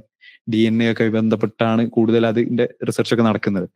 ഈ ഒരു DNAയിൽ ഇന്നൊരു സംഭവം ചെയ്ത് ഒരു മോഡിഫൈ ചെയ്തിട്ട് നമുക്ക് ആ ഒരു ട്രീറ്റ്മെന്റിനെ ഇംപ്രൂവ് ചെയ്യാം. ഒരു ഉദാഹരണം പറഞ്ഞതാണ്. ചിലപ്പോൾ അതായിരിക്കും നിങ്ങളെ ഫോക്കസ്. ആ ഒരു 5 കൊല്ലം നിങ്ങൾ എന്ത് ചെയ്യും, അങ്ങനെ ഒരു മെത്തേഡ് ഡെവലപ്പ് ചെയ്യാനായിരിക്കും നിങ്ങൾ വർക്ക് ചെയ്യുക. ഒരുപാട് എക്സ്പെരിമെന്റുകൾ ചെയ്യും. ഒരുപാട് ആൾക്കാരെ നിങ്ങൾ കണ്ടുമുട്ടും, പ്രസന്റേഷൻ നടത്തും, ഡിസ്കഷൻ, കോൺഫറൻസുകൾ പോവും. ചിലപ്പോൾ വിദേശ രാജ്യങ്ങളിൽ നിങ്ങൾ പോകാനുള്ള ചാൻസ് ഐസറിന്ന് കിട്ടും. ഒരുപാട് പേര് അങ്ങനെ പോകാറുണ്ട്. പിന്നെ PhD സമയത്ത് തന്നെ അതിനുള്ള യാത്രാ ചെലവ്, അവിടെ പോയിട്ട് റിസർച്ച് ചെയ്യാനുള്ള ചെലവൊക്കെ അങ്ങനെ എന്ത് ചെയ്യും, നിങ്ങൾ ഫെലോഷിപ്പിലൂടെ ഒക്കെ കിട്ടാനുള്ള ചാൻസ് ഉണ്ട്. ഒരുപാട് പേര് പോകാറുണ്ട് ഐസറിൽ PhD ചെയ്യുന്ന സമയത്ത്. പുറത്ത് കോൺഫറൻസുകളിലാവാം, അല്ലെങ്കിൽ നിങ്ങളെ റിസർച്ച് അവിടെ വേറെ ഏതെങ്കിലും ലാബിൽ പോയിട്ട് 1, 2, 3 മാസം, ചിലർ ഒരു വർഷമൊക്കെ പുറത്തുപോയി നിൽക്കുന്നവർക്കുണ്ട്. അങ്ങനെ നിങ്ങൾ എന്ത് ചെയ്യും, 5 വർഷം കഴിഞ്ഞിട്ട് ആ ഒരു സംഭവത്തിൽ നിങ്ങൾ എന്തെല്ലാം ചെയ്തു. ചിലപ്പോൾ ഒരു വലിയ പേപ്പറൊക്കെ നിങ്ങൾ പബ്ലിഷ് ചെയ്തിട്ടുണ്ടാവും, ഒരുപാട് പേപ്പർ പബ്ലിഷ് ചെയ്യുന്നവരുണ്ട്. അപ്പൊ അങ്ങനെയാണ് നിങ്ങൾ പുറത്തിറങ്ങുന്നത്. അപ്പൊ ആ ഒരു ഫീൽഡിൽ നിങ്ങൾ ഒരു ടോപ്പ്, വേൾഡിലെ തന്നെ ഒരു ടോപ്പ് സയന്റിസ്റ്റ് ആയിട്ടാണ് നിങ്ങൾ പുറത്തിറങ്ങുക. കാരണം 5 വർഷം ആ ഒരു ടോപ്പിക്കിൽ മാത്രമായി വർക്ക് ചെയ്ത് അത്രയ്ക്ക് എക്സ്പെർട്ടൈസ് ചെയ്ത ആൾക്കാർ ലോകത്തിൽ തന്നെ കുറവായിരിക്കും. കാരണം അത്രക്കും ഫോക്കസ് ആയിട്ടുള്ള ഏരിയയാണ്. ഞാൻ ഒരു ഉദാഹരണം പറഞ്ഞിട്ടുണ്ടോ. വേറൊരു ഉദാഹരണം പറയാം. സോളാർ പാനലുകൾ ഉണ്ടല്ലോ, നമ്മളെ വീടിന്റെ മുകളിലൊക്കെ കറണ്ട് സൂര്യപ്രകാശത്തിൽ നിന്ന് കറണ്ട് എടുക്കുന്ന പാനലുകൾ നമുക്കറിയാം. ഇപ്പോ ഈ ഓയിലുകളൊക്കെ കുറഞ്ഞുകൊണ്ടിരിക്കുകയാണ് അല്ലെ. എല്ലാവരും EV, ഇലക്ട്രിക് വെഹിക്കിളിലേക്ക് പോവാണ്. ലോകം മൊത്തം അങ്ങനെ ഒരു ട്രെൻഡാണ് ഇപ്പോൾ ഉള്ളത് അല്ലെ. കൺവെൻഷണൽ ഫ്യൂവൽ പെട്രോളിയത്തിൽ നിന്നും ഒരു മോർ സസ്റ്റൈനബിൾ ആയിട്ടുള്ള, കുറച്ചുകൂടി ഡിപ്പെൻഡ് ചെയ്യാൻ പറ്റിയ, പ്രകൃതിക്കൊന്നും അത്ര പ്രശ്നമില്ലാത്ത, മലിനീകരണമൊന്നും ഉണ്ടാക്കാത്ത എനർജി റിസോഴ്സുകൾ, അതായത് ഒന്ന് ഇലക്ട്രിസിറ്റിയാണ്, അതിലേക്ക് മാറിക്കൊണ്ടിരിക്കുകയാണ്. അപ്പൊ ഈ സോളാർ പാനലുകളൊക്കെ ഇമ്പ്രൂവ് ചെയ്യാൻ വേണ്ടി ഒരുപാട് റിസർച്ച് നടക്കുന്നുണ്ട്. ഞാനൊരു ഉദാഹരണം പറയാം കേട്ടോ. ഇതല്ല കോർ ഏരിയാസ്, ഒരുപാട് ഏരിയാസ് ഉണ്ട്. നിങ്ങൾക്ക് ഏത് ഏരിയ ആണോ നിങ്ങൾക്ക് ഇഷ്ടപ്പെട്ടത് ആ ഏരിയയിൽ നിങ്ങൾക്ക് PhD ചെയ്യാം. അതിന് നിങ്ങൾ എന്ത് ചെയ്യണം, ആ ഏരിയയിൽ വർക്ക് ചെയ്യുന്ന ലാബുകൾ കണ്ടെത്തുക, പ്രൊഫസർമാരെ കണ്ടെത്തുക, എന്നിട്ട് അവിടെ അപ്ലൈ ചെയ്യുക, അവിടെ കിട്ടുക, അവിടെ കയറുക എന്നുള്ളതാണ്. ഓക്കെ, അത് എങ്ങനെയാന്നുള്ളതൊക്കെ നിങ്ങൾ ഐസറിൽ കയറിയാൽ പഠിക്കും. അപ്പൊ ആ ഒരു സോളാർ പാനലിന് ഉദാഹരണം പറഞ്ഞാണ്. അപ്പൊ നിങ്ങളൊരു മോളിക്യൂൾ, ഒരു കെമിക്കൽ നിങ്ങൾ ലാബിൽ സ്വന്തമായിട്ട് എക്സ്പെരിമെന്റ് ഒക്കെ ചെയ്ത് ഡെവലപ്പ് ചെയ്തു. അത് സോളാർ പാനലിൽ ഉപയോഗിക്കുമ്പോൾ ആ സോളാർ പാനലിൽ ഉണ്ടാക്കുന്ന ഇലക്ട്രിസിറ്റി കുറച്ചുകൂടെ എഫിഷ്യന്റ് ആയിട്ട് അതിന്റെ പെർഫോമൻസ് കൂടി. അത് നിങ്ങളെ ഒരു എന്താ പറയാ, ഒരു കണ്ടുപിടുത്താണ്, നിങ്ങളൊരു കോൺട്രിബ്യൂഷൻ ആണ് സയൻസിനുള്ള. അപ്പൊ അതെന്ത് ചെയ്യും, നിങ്ങളൊരു റിസർച്ച് പേപ്പറായിട്ട് പബ്ലിഷ് ചെയ്യും. അപ്പോൾ PhD കഴിയുമ്പോഴത്തേക്കും നിങ്ങൾ ഒരുപാട് കാര്യങ്ങളൊക്കെ ആ ഒരു ഫീൽഡിൽ ചെയ്തിട്ടുണ്ടാവും. അങ്ങനെയാണ് നിങ്ങൾ ഇറങ്ങുക. ഓക്കെ, അപ്പൊ അത് കഴിഞ്ഞ് PhD കഴിഞ്ഞത് നിങ്ങൾക്ക് ഒന്നെങ്കിൽ ജോലിക്ക് പോവാം. ഓക്കെ, ജോലിക്ക് പോവാന്നുള്ളത് ഒരു സാധ്യതയാണ്. അല്ല എന്നുണ്ടെങ്കിൽ നിങ്ങൾക്ക് എന്ത് ചെയ്യാം, റിസർച്ച് കണ്ടിന്യൂ ചെയ്യാം. അതിനെന്ത് ചെയ്യണം, പോസ്റ്റ് ഡോക്ടറൽ റിസർച്ച് എന്ന് പറയും. അതായത് ഡോക്ടറൽ റിസർച്ച്, PhDക്കാണ് നമ്മൾ ഡോക്ടറൽ റിസർച്ച് എന്ന് പറയാം അല്ലെ, ഡോക്ടറേറ്റ് കിട്ടുന്ന റിസർച്ച്. അത് കഴിഞ്ഞിട്ടുള്ള റിസർച്ച് ആണ് എന്താണ്, പോസ്റ്റ് ഡോക്ടറൽ റിസർച്ച്. അതെന്ത് ചെയ്യാം, നിങ്ങൾക്ക് വേറെ ലാബുകളിൽ പോവാം. അത് PhD പോലെ തന്നെയാണ്, പക്ഷെ കുറച്ചും കൂടെ അഡ്വാൻസ്ഡ് പ്രോബ്ലങ്ങളായിരിക്കും നിങ്ങൾക്ക് സോൾവ് ചെയ്യാൻ പറ്റുക.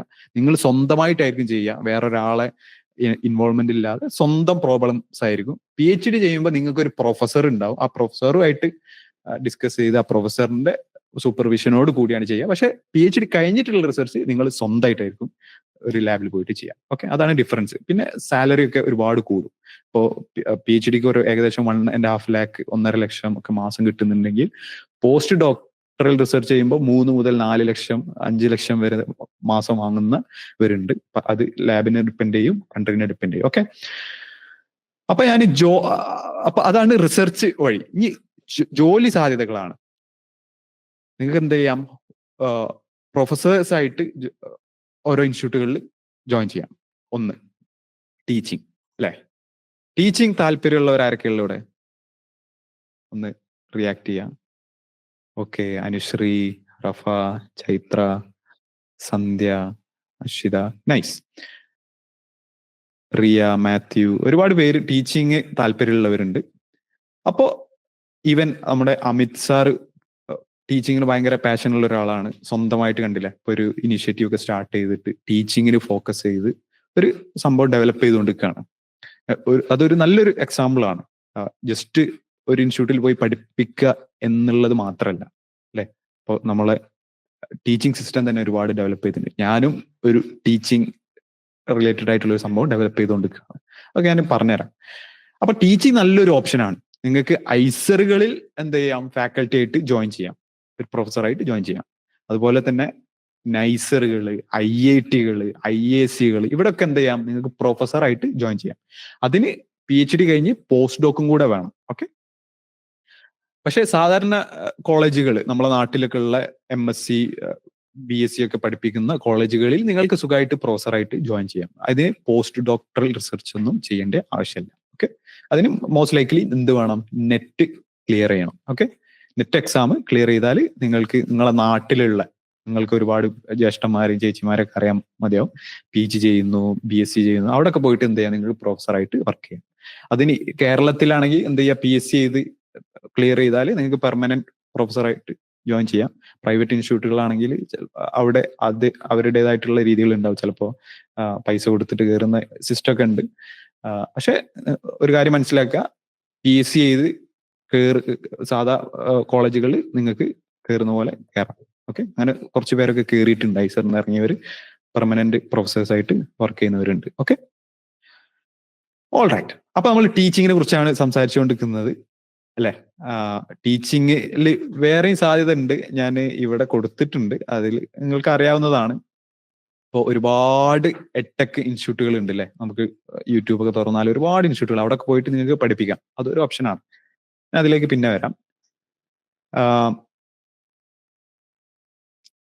ഓക്കെ, ഇനി ടീച്ചിങ് കഴിഞ്ഞാൽ പിന്നെ ഇൻഡസ്ട്രി. ഇതാണ് എന്താ പറയാ, ഒരുപാട് സാധ്യതകൾ തുറന്നു തരുന്ന ഒരു ഏരിയ അല്ലെ. എന്ത് ജോലി കിട്ടും എന്നുള്ളതാണ്. ഒരു PhD കഴിഞ്ഞ ഒരു വ്യക്തി എന്ന് പറയുമ്പോൾ ആ ഒരു ഡൊമൈനിലെ ടോപ്പ് എക്സ്പേർട്ട് ആണ്. അപ്പൊ ഒരു PhD കഴിഞ്ഞ ഒരാൾക്ക് ജോലി കിട്ടുക എന്ന് പറയുമ്പോൾ ആ ഒരു തരത്തിലുള്ള സാലറി ആണ് കിട്ടുക. ഓക്കെ, പക്ഷെ ഇന്ത്യയിലൊക്കെ എന്ന് പറഞ്ഞാൽ PhD കഴിഞ്ഞിട്ടുള്ള ജോലി സാധ്യതകൾ കമ്പാരിറ്റീവ്ലി കുറവാണ്. അപ്പൊ നിങ്ങൾ അങ്ങനെ ഒരു ഫ്യൂച്ചറൊക്കെയാണ് പ്ലാൻ ചെയ്യുന്നത് വെച്ചാൽ ഇന്ത്യക്ക് പുറത്തൊക്കെ ആണ് കൂടുതൽ സാധ്യതകളും ബെറ്റർ സാലറി ഒക്കെ ഉള്ളത്. ഓക്കെ, അപ്പൊ ഇന്ത്യയിലാണെങ്കിൽ നിങ്ങൾക്ക് എന്ത് ചെയ്യാം, ഫാർമ, ബയോടെക് ഇങ്ങനത്തെ കമ്പനികളിലൊക്കെ ജോയിൻ ചെയ്യാം. പിന്നെ ഞാൻ നേരത്തെ പറഞ്ഞ ടീച്ചിങ്ങിൽ professor and scientist post PhD in academy during post doc stipend are about 3 to 5 lakh per month, while in India it is about 57 to 74K per month. ഇത് പോസ്റ്റ് ഡോക്കിനെ കുറിച്ചാട്ടോ പറഞ്ഞത്, അതായത് PhD കഴിഞ്ഞിട്ടുള്ള പോസ്റ്റ് ഡോക്ടറൽ റിസർച്ച്. ഓക്കെ, ഇനി നമുക്ക് ഇൻഡസ്ട്രിയിലേക്ക് വരാം. ഇന്ത്യയിൽ ഒരു average salary ഒരു PhD കഴിഞ്ഞ ഒരാൾക്ക് ഇൻഡസ്ട്രിയിൽ പോകുമ്പോൾ ഏകദേശം ഒരു 70,000, 80,000, 1 lakh, 1.2 lakh ഒക്കെയാണ് കിട്ടാറ്, ഒരു ആവറേജ്. അതാണ് ഞാൻ പറഞ്ഞത്, ഇന്ത്യയിൽ കമ്പാരിറ്റീവ്ലി കുറവാണ്. അതേസമയം നിങ്ങൾ PhD കഴിഞ്ഞ് പുറത്ത് യൂറോപ്പ്, US, കാനഡ, ഓസ്ട്രേലിയയിലൊക്കെ വർക്ക് ചെയ്യുകയാണെങ്കിൽ പോസ്റ്റ് ഡോക്കിന് കിട്ടുന്ന പോലെ തന്നെ 3 to 5 lakh per month ഒക്കെ നിങ്ങൾക്ക് സുഖമായിട്ട് കിട്ടും.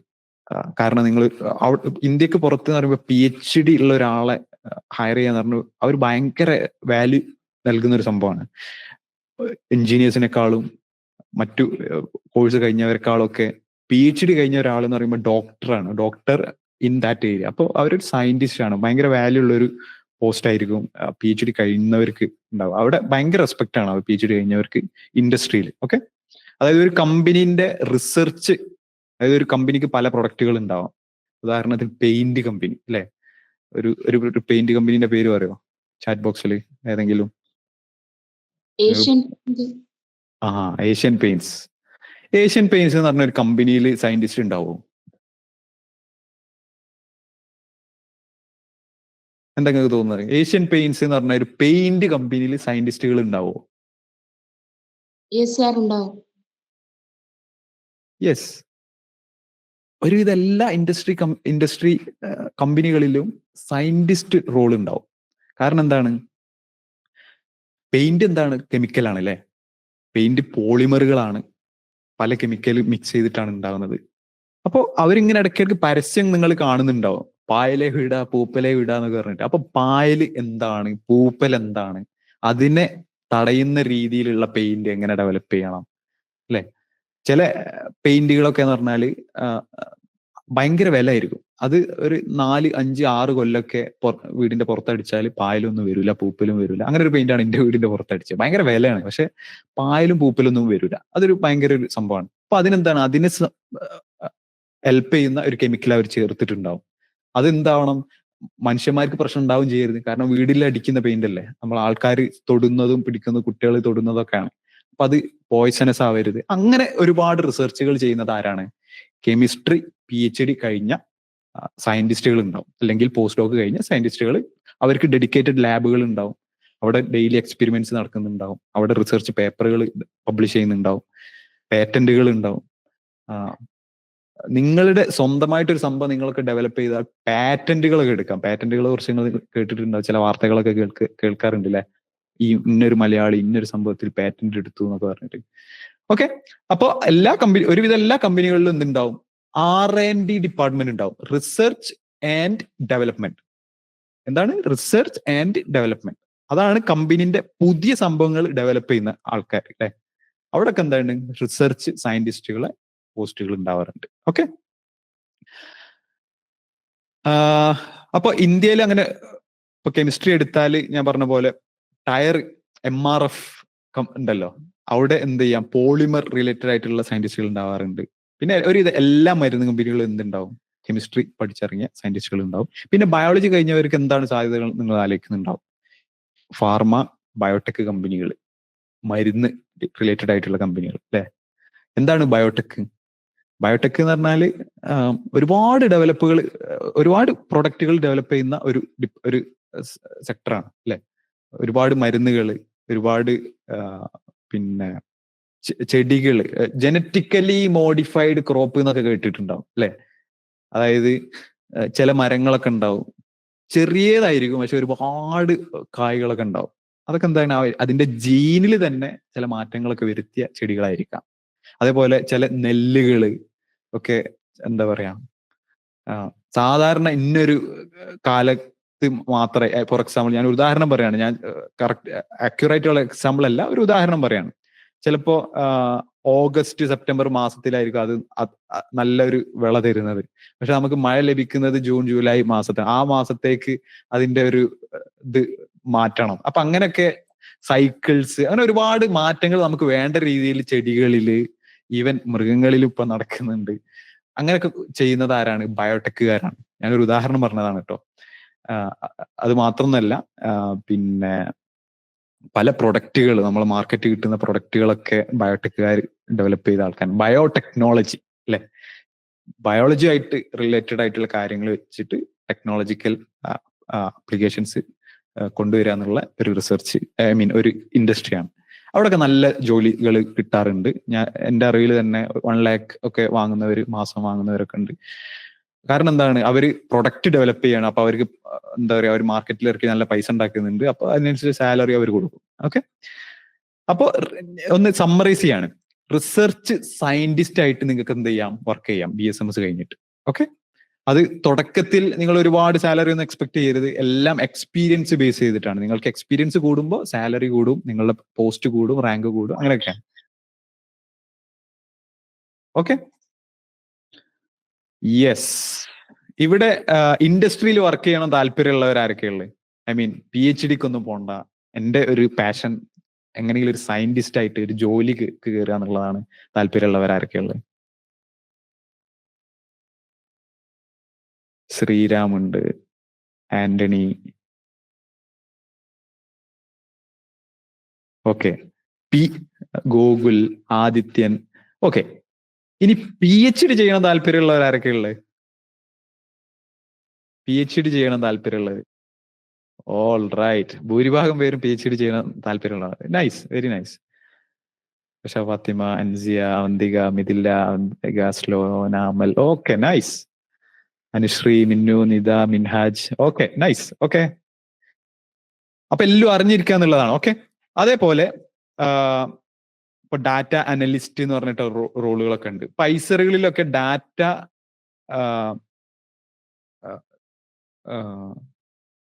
പിന്നെ ഡാറ്റ സയൻസുമായി റിലേറ്റഡ് ആയിട്ടുള്ള കോഴ്സുകൾ ഇൻട്രൊഡ്യൂസ് ചെയ്തിട്ടുണ്ട് റീസെന്റ്. അപ്പോ നമുക്കറിയാം AI, ആർട്ടിഫിഷ്യൽ ഇന്റലിജൻസ് ഒക്കെ വളരെ ഫാസ്റ്റ് ആയിട്ട് ഡെവലപ്പ് ചെയ്യുന്ന ഒരു സമയമാണ്. ഒരുപാട് ജോലി സാധ്യതകൾ ഉള്ള ഒരു സംഭവം കേട്ടോ ഈ data science, AI, machine learning. ഇവിടെ പ്രോഗ്രാമിംഗ് താല്പര്യമുള്ളവരാരുള്ളത്? പ്രോഗ്രാമിംഗ്, കമ്പ്യൂട്ടർ പ്രോഗ്രാമിംഗിൽ താല്പര്യമുള്ള ഒരു കമ്പ്യൂട്ടർ സയൻസ് ഒക്കെ ആയിട്ട് ബന്ധപ്പെട്ട് അബി, ആഞ്ചലിൻ. ഓക്കെ, നിങ്ങൾ ഒരു ഏർലി ഫേസിലാണ്. പലരും പ്രോഗ്രാമിംഗിൽ പാഷൻ ഉണ്ടെന്ന് മനസ്സിലായി വരുന്നൊരു സമയമാവുന്നുള്ളൂ. നിങ്ങൾ പലരും പ്രോഗ്രാമിംഗ് ഒക്കെ ഇഷ്ടപ്പെടാം, മാത്സ് നന്നായിട്ട് ഇഷ്ടപ്പെടാം. അങ്ങനെയുള്ളവർക്കൊക്കെ എന്ത് ചെയ്യാം, ഡാറ്റ അനാലിസിസ് എന്നൊക്കെ പറഞ്ഞിട്ട് AI, സോഫ്റ്റ്വെയർ ഡെവലപ്മെന്റ്, ഇപ്പൊ AI മെഷീൻ ലേണിംഗിലൊക്കെ ഒരുപാട് സാധ്യതകളുണ്ട്. ഞാൻ ഇടയ്ക്ക് ഒരു ഐസർ തിരുവനന്തപുരത്ത് നിന്നും പാസ് ഔട്ട് ആയ ഒരു ഒരു സ്റ്റുഡന്റ് ഇപ്പൊ ഒരു കമ്പനിയിൽ AI റിലേറ്റഡ് ആയിട്ടുള്ള ഒരു ടെക്നോളജി ഉണ്ട്. അത് ഡെവലപ്പ് ചെയ്യുന്ന ഒരാളാണ്. ഞാൻ സർപ്രൈസ് ആയി പോയി. കാരണം നല്ല സാലറി, നല്ല പൊസിഷൻ. അവർ ചെയ്തെന്താണ്, ഡാറ്റാ സയൻസുമായി ബന്ധപ്പെട്ടിട്ടുള്ള ഐസർ എന്നുള്ള കോഴ്സ് കഴിഞ്ഞു. അതായത് I² BSMS എന്ന് പറഞ്ഞൊരു സംഭവം ഐസർ തിരുവനന്തപുരത്തുണ്ട്. അതായത് 3ാമത്തെ കൊല്ലം നിങ്ങൾക്ക് ഡാറ്റാ സയൻസ് ഒക്കെ ചൂസ് ചെയ്യാം. ഫിസിക്സ്, കെമിസ്ട്രി, മാത്സ്, ബയോളജി എന്നതിലുപരി അവിടെ ഡാറ്റാ സയൻസും ഉണ്ട്. ഓക്കെ, അതൊരു എക്സാമ്പിൾ ആണ്. അതേപോലെ എർത്ത് സയൻസ് ഓഫർ ചെയ്യുന്ന ഇൻസ്റ്റിറ്റ്യൂട്ടുകളുണ്ട്. ഐസർ തിരുവനന്തപുരത്തും സ്റ്റാർട്ട് ചെയ്തു എന്നാണ് തോന്നുന്നത്. അതേപോലെ കൊൽക്കത്ത, പൂനെ, ഇവിടെയൊക്കെ ഡിഫറെന്റ് ആയിട്ടുള്ള കോഴ്സുകൾ ഓഫർ ചെയ്യുന്നുണ്ട്. ഓക്കെ, എർത്ത് സയൻസ് താല്പര്യമുള്ളവർക്ക് അങ്ങനെ പോകാം. എക്കണോമിക്സ് ഉണ്ട്. അങ്ങനെ അതൊക്കെ നിങ്ങൾ ഡീറ്റെയിൽ ആയിട്ട് നിങ്ങൾ ഓൾറെഡി അമിത്തിന്റെ അടുത്ത് നിന്ന് മനസ്സിലാക്കിയിട്ടുണ്ടാവും, അല്ലെങ്കിൽ മനസ്സിലാക്കും. ഓക്കെ, അപ്പൊ ഡാറ്റ അനലിസ്റ്റ് എന്ന് പറഞ്ഞിട്ടുള്ള ഒരു ഓപ്ഷൻ ഉണ്ട്. ഇന്ത്യയിൽ സാലറി ഒരു 30,000-40,000 ഒക്കെ സ്റ്റാർട്ടിങ്ങിൽ കിട്ടുള്ളൂ. പക്ഷെ ഇന്ത്യക്ക് പുറത്തു പോവാണെങ്കിൽ 3 lakh ഒക്കെ പെർ മന്ത് കിട്ടും. പിന്നെ അതേപോലെ ബയോ ഇൻഫർമാറ്റീഷ്യൻ വളരെ അടിപൊളിയായിട്ടുള്ള ഒരു ജോബാട്ടോ അത്. ഞാനൊരു ഉദാഹരണം പറഞ്ഞുതരാം. നമുക്ക് കോവിഡ് പാൻഡമിക് വന്നു അല്ലെ. കോവിഡ് പാൻഡമിക് വന്നപ്പോ നമുക്ക് വാക്സിൻ ലോകം മൊത്തം എല്ലാവരും ഇഞ്ചെക്ട് ചെയ്തു. ഒരു സാധാരണ ഒരു വാക്സിൻ ഡെവലപ്പ് ചെയ്യാൻ 10, 12, 15 കൊല്ലം വരെയൊക്കെ എടുക്കും. അതായത് ഇന്നൊരു രോഗമുണ്ട്, അതിനൊരു വാക്സിൻ വേണം, റിസർച്ച് തുടങ്ങണം. റിസർച്ച് തുടങ്ങി പല ഓപ്ഷനുകൾ കണ്ടെത്തി കുറെ സയന്റിസ്റ്റുകളൊക്കെ അതിന് അസൈൻ ചെയ്തു. അങ്ങനെ റിസർച്ചുകൾ നടന്നു. ചില വാക്സിനുകൾ ഡെവലപ്പ് ചെയ്തു. അത് മൃഗങ്ങളിൽ പരീക്ഷിച്ചു, പരാജയപ്പെട്ടു. പിന്നെ പുതിയത് ഡെവലപ്പ് ചെയ്തു. ചിലത് വിജയിച്ചു, ചിലത് പരാജയപ്പെട്ടു. അങ്ങനെ അതിന് വല്ല സൈഡ് എഫക്റ്റ് ഉണ്ടോ എന്നൊക്കെ മനസ്സിലാക്കി അവസാനമാണ് മനുഷ്യന്മാരിൽ പരീക്ഷിക്കുന്നത്. എന്നിട്ട് ചിലപ്പോൾ അതെന്ത് ചെയ്യും, അവസാനം മനുഷ്യന്മാരിൽ പരീക്ഷിക്കുമ്പോൾ മനസ്സിലായിട്ടുണ്ടാവും മനുഷ്യന്മാരിൽ അത് എഫക്റ്റ് ആവുന്നില്ല. അപ്പൊ എന്ത് ചെയ്യും, പിന്നെയും ഡെവലപ്പ് ചെയ്യണം. അങ്ങനെ ഒക്കെ കഴിഞ്ഞ് ഒരു നല്ലൊരു എഫക്റ്റീവായിട്ട് ഒരു വാക്സിൻ കിട്ടി മനുഷ്യന്മാരിലേക്ക് വരാൻ ഏകദേശം ഒരു 10-12 കൊല്ലാണ് സാധാരണ എടുക്കാറ്. പക്ഷെ നമുക്ക് കോവിഡ് വന്നപ്പോൾ നമുക്കറിയാം 1.5-2 കൊല്ലത്തിനുള്ളിൽ വാക്സിൻ നമ്മളെല്ലാ നാട്ടിലും എത്തി, നമ്മൾ ഇഞ്ചെക്ട് ചെയ്യാൻ തുടങ്ങി. അതെങ്ങനെ സാധ്യമാവുന്നതെന്നാണ് അല്ലെ. ഒരു കാരണം എന്ന് വെച്ചാൽ ലോകത്ത് ഒരുപാട് ആൾക്കാർ വർക്ക് ചെയ്യുന്നുണ്ടായിരുന്നു ആ ഒരു ഒറ്റ പ്രോബ്ലത്തിൽ. അപ്പോൾ എന്താ ചെയ്യും, ഒരുപാട് ആൾക്കാർ വർക്ക് ചെയ്യുമ്പോൾ നമുക്ക് സമയം കുറയ്ക്കാൻ പറ്റി. അതൊരു കാരണമാണ്. പിന്നെ എന്ന് പറഞ്ഞാൽ കമ്പ്യൂട്ടറുകളുടെ സഹായത്തോടു കൂടി നമുക്ക് എന്ത് ചെയ്യാൻ പറ്റും, ഒരു വാക്സിൻ അല്ലെങ്കിൽ ഒരു മരുന്ന് അത് വർക്ക് ചെയ്യോ ഇല്ലേ എന്ന് നമുക്ക് മനസ്സിലാക്കാൻ പറ്റും. നമ്മളെ മൃഗത്തിലോ അല്ലെങ്കിൽ ഒരു മനുഷ്യന്മാരിലേക്കോ ഒക്കെ ഉപയോഗിക്കുന്നതിന് മുമ്പ് തന്നെ നമ്മൾ കമ്പ്യൂട്ടറിൽ ഒരുപാട് പഠനം നടത്തും. അതായത് ഒരു മരുന്ന് മനുഷ്യ ശരീരത്തിലേക്ക് ഇട്ട് കൊടുക്കുന്നത് പോലെ തന്നെ കമ്പ്യൂട്ടറിൽ നമ്മൾ എന്ത് ചെയ്യും, അത് ഇട്ട് കൊടുക്കും. ആ ഒരു മരുന്ന് എങ്ങനെയാണ് വർക്ക് ചെയ്യുന്നത് നമ്മൾ പഠിക്കും. അതിന് സൈഡ് എഫക്റ്റ് ഉണ്ടോ എന്ന് പഠിക്കും.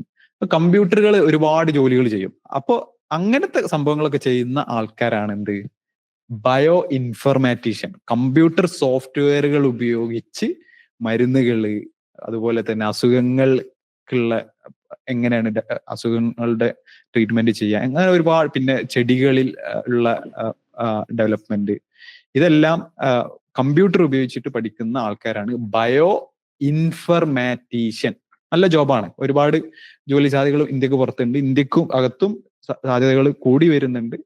നല്ല സാലറി ഒക്കെ കിട്ടുന്ന ജോബാണ്. ഇന്ത്യയിൽ സാലറി കമ്പാരിറ്റീവ്ലി കുറവാണ് സ്റ്റാർട്ടിങ് ഫേസിലൊക്കെ, പക്ഷെ ഇന്ത്യക്ക് പുറത്തൊക്കെ നല്ല സാലറി ഉണ്ട്. ഓക്കെ, ഇന്ത്യയിലാണെങ്കിൽ ഇപ്പോൾ 4.5 lakh പെർ ഇയർ ഒക്കെയാണ് ഒരു ആവറേജ് വരുന്നത്. ഇന്ത്യക്ക് പുറത്താണെങ്കിൽ ഒരു ആവറേജ് 50 lakh പെർ ഇയർ ഒക്കെ കിട്ടാൻ സാധ്യതയുണ്ട്.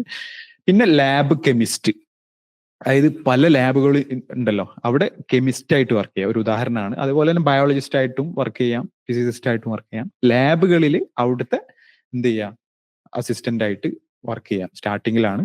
നമുക്ക് എക്സ്പീരിയൻസ് കൂടുമ്പോൾ ആ റാങ്ക് ഒക്കെ കൂടി വരും. ഓക്കെ, സാലറി ഇന്ത്യയിൽ വളരെ കുറവാണ്, കാരണം എന്താ, ഒരു അസിസ്റ്റന്റ് ലെവലിലാണ്. പക്ഷെ ഇന്ത്യക്ക് പുറത്ത് നല്ല സാലറി കിട്ടുന്ന ഒരു ജോബാണ്. അതേപോലെ ലാബ് ടെക്നീഷ്യൻ എന്ന് പറയുമ്പോൾ ഒരു ലാബിൽ പല ഇൻസ്ട്രുമെന്റുകൾ ഉണ്ടാവാം, പല കെമിക്കലുകളുണ്ട്, പല കെമിക്കൽ ഹാൻഡിൽ ചെയ്യുന്ന പല ഉപകരണങ്ങൾ ഉണ്ടാവാം. ഇതൊക്കെ മെയിൻറ്റെയിൻ ചെയ്ത് കൊണ്ടുപോകുന്ന ആളാണ് ലാബ് ടെക്നീഷ്യൻ. ഓക്കെ, ചിലപ്പോൾ ചില ഇൻസ്ട്രുമെന്റുകളൊക്കെ ഭയങ്കര വില കൂടിയ ഇൻസ്ട്രുമെന്റുകൾ ഉണ്ടാവും. 3 കോടി 4 കോടിയൊക്കെ വില ഉള്ള ഇൻസ്ട്രുമെന്റുകൾ ഉണ്ടാവും. അപ്പൊ ആ ഒരു ഉപകരണത്തിനെ സ്ഥിരമായിട്ട് ഉപയോഗിക്കാനും ഹാൻഡിൽ ചെയ്യാനും അതിനെ പരിചരിക്കാനൊക്കെ ഒരു ആള് ഫുൾ ടൈം ഉണ്ടാവും. അങ്ങനെയൊക്കെ ഉണ്ടാവും. വലിയ മൈക്രോസ്കോപ്പുകൾ, ഇലക്ട്രോൺ മൈക്രോസ്കോപ്പുകളൊക്കെ അതിനെ പരിചരിക്കാനും അത് ഉപയോഗിക്കാനും ഒരാൾ ഫുൾ ടൈം ഉണ്ടാവും. അതൊക്കെ എന്താണ്? ലാബ് ടെക്നീഷ്യൻസ് ആണ്. അങ്ങനത്തെ റോളുകളിലേക്കൊക്കെ പോവാം. പിന്നെ ക്ലിനിക്കൽ ട്രയൽസ് കോർഡിനേറ്റർ, ഞാൻ വർക്ക് ചെയ്ത ഒരു കമ്പനിയാണ് നോവോ നോർഡിസ്ക് എന്ന് പറഞ്ഞിട്ടുള്ള വേൾഡിലെ ലീഡിംഗ് ആയിട്ടുള്ള ഒരു ഫാർമ കമ്പനിയാണ്. അവർ ഡെവലപ്പ് ചെയ്യുന്ന ഒരുപാട് മരുന്നുകളുണ്ട്. ഇൻസുലിൻ, അതുപോലെ തന്നെ സിക്കിൾ സെൽ അനീമിയ, അങ്ങനെ ഒരുപാട് അസുഖങ്ങൾക്കുള്ള മരുന്ന് ഡെവലപ്പ് ചെയ്യുന്ന, അതുപോലെ തന്നെ ഇൻസ്ട്രുമെന്റ്സ്, നമ്മൾ ഇഞ്ചക്ട് ചെയ്യുന്ന നീഡിൽസ്, അങ്ങനത്തെ ആക്സസറീസ് ഒക്കെ ഉണ്ടല്ലോ, അതൊക്കെ ഡെവലപ്പ് ചെയ്യുന്ന ഒരു കമ്പനിയാണ്. അപ്പൊ അവിടെയൊക്കെ എന്തുണ്ട്? ക്ലിനിക്കൽ ട്രയൽസ് നടക്കുന്നുണ്ട്. മരുന്ന് ഡെവലപ്പ് ചെയ്യുന്നതിന് ശേഷം പല രോഗികളിലും അത് ടെസ്റ്റ് ചെയ്യും. ഒരുപാട് ആൾക്കാരിൽ ടെസ്റ്റ് ചെയ്യും, ആയിരക്കണക്കിന് ആൾക്കാർ ടെസ്റ്റ് ചെയ്തിട്ടൊക്കെയാണ് അത് മാർക്കറ്റിലേക്ക് വരിക. അപ്പൊ ആ ടെസ്റ്റുകളൊക്കെ പറഞ്ഞാൽ വളരെ എന്താ പറയാ, ടൈം എടുക്കുന്ന ഒരു സംഭവമാണ്. ഒരുപാട് ഡാറ്റ ഉണ്ടാവും. അതായത് ഇന്ന രോഗികളിൽ അത് സൈഡ് എഫക്റ്റ് ഉണ്ടാക്കി, ഇന്ന പ്രായമുള്ള രോഗികളിൽ അത് സൈഡ് എഫക്റ്റ് ഇല്ല, ഓക്കെയാണ്. അങ്ങനെ ഒരുപാട് കാര്യങ്ങൾ നമ്മൾ മനസ്സിലാക്കും. അതൊക്കെ മാനേജ് ചെയ്യുന്ന, അതിന്റെ ഡാറ്റ എടുത്ത് അനലൈസ് ചെയ്യുന്ന ആൾക്കാരൊക്കെ ഉണ്ടാവും. അങ്ങനെ വർക്ക് ചെയ്യുന്നവരാണ് ക്ലിനിക്കൽ ട്രയൽ കോർഡിനേറ്റേഴ്സ് ഉണ്ടാവാം, ക്ലിനിക്കൽ ട്രയൽ മാനേജേഴ്സ് ഉണ്ട്, ക്ലിനിക്കൽ ട്രയൽ സ്റ്റാറ്റിസ്റ്റീഷ്യൻസ് ഉണ്ട്, ആ ഒരു ഡാറ്റ അനലൈസ് ചെയ്യുന്നവരുണ്ട്. അത് വലിയൊരു ഫീൽഡാട്ടോ, ഈ ക്ലിനിക്കൽ ട്രയലുമായി ബന്ധപ്പെട്ട് വർക്ക് ചെയ്യുന്ന. അതിൽ ഐസർ എന്ന് പഠിച്ചിറങ്ങുന്നവർക്കൊക്കെ നല്ല സാധ്യതകളുണ്ട്. കാരണം ക്ലിനിക്കൽ ട്രയൽ എന്ന് പറഞ്ഞാൽ ഭയങ്കര ഇമ്പോർട്ടന്റ് സീരിയസ് ജോബാണ്. അതായത് ഡാറ്റകളൊന്നും എറർ ഒന്നും വരാൻ പാടില്ല. കാരണം മരുന്നിന്റെ കാര്യമല്ല, മനുഷ്യന്മാരെ ജീവൻ ഒക്കെ വെച്ചിട്ടുള്ള എക്സ്പെരിമെന്റ്സ് ആണ്. അപ്പൊ അതിലൊക്കെ വളരെ സാധ്യതകളുണ്ട്. അത്യാവശ്യം നല്ല സാലറി ഉണ്ട്. ഇന്ത്യയിൽ ഒരു 5.4 lakh പെർ ഇയർ ഒക്കെ ആണ് സ്റ്റാർട്ടിങ്. പക്ഷെ ഇന്ത്യക്ക് പുറത്ത് നല്ല സാലറി ഉള്ള ഒരു ജോബാണ്. പിന്നെ ലൈഫ് സയൻസ് കൺസൾട്ടന്റ് എന്ന് പറഞ്ഞിട്ട് ഉള്ള റോൾ ഉണ്ട്. അതെന്നൊക്കെ പറഞ്ഞാല് ഇപ്പൊ ഒരു അതായത് ഇപ്പൊ നിങ്ങളൊരു ഏരിയ ചൂസ് ചെയ്യും. ഓക്കെ, നിങ്ങൾ ആ ഒരു ഏരിയ ചൂസ് ചെയ്ത് ആ ഒരു ഏരിയയിൽ എക്സ്പേർട്ട് ആവും. ഒരു ഉദാഹരണം പറയുകയാണെങ്കിൽ, ഇപ്പൊ ഒരു ടീം ഒരു ബിസിനസ് ബിൽഡ് ചെയ്യാണ്, ഒരു മരുന്നുമായി ബന്ധപ്പെട്ട ബിസിനസ് ബിൽഡ് ചെയ്യാണ്. ഓക്കെ, ഒരു രോഗം എടുക്കുകയാണെങ്കിൽ ഒരു ഉദാഹരണം ഞാൻ പറയാം കേട്ടോ. അതായത് ഓട്ടിസം കുട്ടികളിൽ ഉണ്ടാവുന്ന ഓട്ടിസം ഉണ്ടല്ലോ, അപ്പൊ അതിനൊക്കെ കൺട്രോൾ ചെയ്യാനൊക്കെ മരുന്നുകളൊക്കെ ഉണ്ട്, ഡ്രഗ് ഒക്കെ ഉണ്ട് ചിലവർക്ക്, പല സിംറ്റംസ് ഒക്കെ. ഒരു ഉദാഹരണം പറയാണ്. അപ്പൊ നിങ്ങൾ അതിൽ ഒരു ബിസിനസ് സ്റ്റാർട്ട് ചെയ്യണം. നിങ്ങൾക്ക് ഒരു എന്താ പറയാ, അതിന്റെ ഒരു ഫാർമ റിലേറ്റഡ് ഒരു കമ്പനി നിങ്ങൾക്ക് ബിൽഡ് ചെയ്യണം. അപ്പൊ നിങ്ങൾക്ക് എന്താ ബിസിനസ് എക്സ്പീരിയൻസ് ഉണ്ട്, പക്ഷെ നിങ്ങൾക്ക് ആ ഒരു നിങ്ങളിൽ ടീമിൽ ചിലപ്പോൾ സയന്റിസ്റ്റും ഉണ്ടാവാം. പക്ഷെ ആ ഒരു ഓട്ടിസം എന്ന് പറഞ്ഞൊരു ഫീൽഡിൽ എക്സ്പേർട്ട് ആയിട്ടുള്ള ആൾക്കാരെ സഹായം നിങ്ങൾക്ക് ആവശ്യമുണ്ടാവും. അപ്പൊ നിങ്ങൾ എന്ത് ചെയ്യും? അതിന്റെ കൺസൾട്ടൻസ് ഉണ്ടാവും. ആ ഒരു ഫീൽഡിലുമായി ബന്ധപ്പെട്ട സഹായം, ഹെൽപ്പുകളൊക്കെ ചെയ്യുന്ന കൺസൾട്ടൻസ് ഉണ്ട്. അതാണ് ലൈഫ് സയൻസ് കൺസൾട്ടന്റ്. അവരുടെ അടുത്ത് പോവുക, എന്നിട്ട് അവരോട് സംസാരിക്കുക, ഇങ്ങനെ ഒരു സംഭവം ഞങ്ങൾ ബിൽഡ് ചെയ്യാൻ ആഗ്രഹിക്കുന്നുണ്ട്, അതിനെന്തെല്ലാം നോക്കണം, അതിനുള്ള റിസർച്ചുകൾ എന്തൊക്കെയാണ്, ഇപ്പോൾ മാർക്കറ്റിലുള്ള മരുന്ന് എന്തൊക്കെയാണ്, അതൊക്കെ അവർ പറഞ്ഞുതരും. കാരണം അവർ ചിലപ്പോൾ വർഷങ്ങളായിട്ട് അതിൽ പഠിക്കുന്ന ആൾക്കാരായിരിക്കും. അതാണ് കൺസൾട്ടന്റ്. അതൊരു ജസ്റ്റ് ഒരു ഉദാഹരണം പറഞ്ഞിട്ട്, പക്ഷെ ഒരുപാട് സാധ്യതകൾ വേറെ ഉണ്ട്. ലൈഫ് സയൻസ് കൺസൾട്ടൻസി ആയിട്ട് ഓപ്പറേറ്റ് ചെയ്യുന്ന ഇൻസ്റ്റിറ്റ്യൂട്ടുകളുണ്ട്. ടാറ്റന്റെ കമ്പനിയൊക്കെ അങ്ങനത്തെ ഒരുപാട് സർവീസ് ഒക്കെ ഓഫർ ചെയ്യുന്ന കമ്പനികളുണ്ട്. അവിടെയൊക്കെ നിങ്ങൾക്ക് എന്ത് ചെയ്യാം, ഇങ്ങനെ കൺസൾട്ടന്റ് ആയിട്ട് ജോയിൻ ചെയ്യാം. ഓക്കെ, അപ്പൊ നമ്മൾ ഓക്കെ യാ. പിന്നെ ഗവൺമെന്റ് ജോബ്, എല്ലാ സാധാ ഗവൺമെന്റ് ജോബുകളിലും MSc കഴിഞ്ഞ് പോകുന്നവർക്ക് നിങ്ങൾക്ക് പോകാം.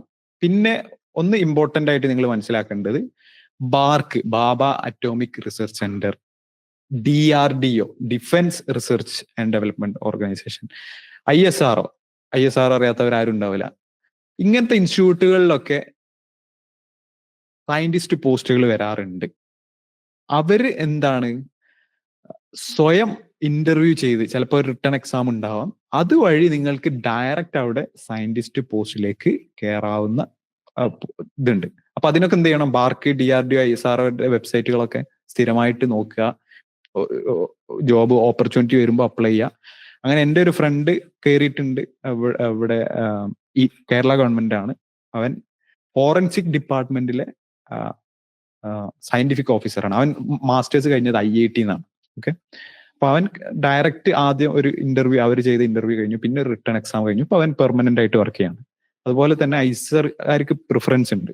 അപ്പൊ അവനെ ഹയർ ചെയ്യാൻ കാരണം എന്താണ്? അവന് IIT എക്സ്പീരിയൻസ് ഉള്ളതുകൊണ്ട്. അതുപോലെ തന്നെ ക്വാളിറ്റി ഉള്ള ഒരു എക്സ്പീരിയൻസ് ആണ് ഐസർ എക്സ്പീരിയൻസ്. ഓക്കെ, അപ്പോ ബാർക്കിലൊക്കെ ഈ അടുത്ത് ഓപ്പണിംഗ് ഉണ്ടായിരുന്നു, അങ്ങനെ ഇടയ്ക്കിടയ്ക്ക് വരാറുണ്ട്. ഓക്കെ, ISROയിൽ വർക്ക് ചെയ്യുന്നവരുണ്ട്, ഒരുപാട് പേരുണ്ട്.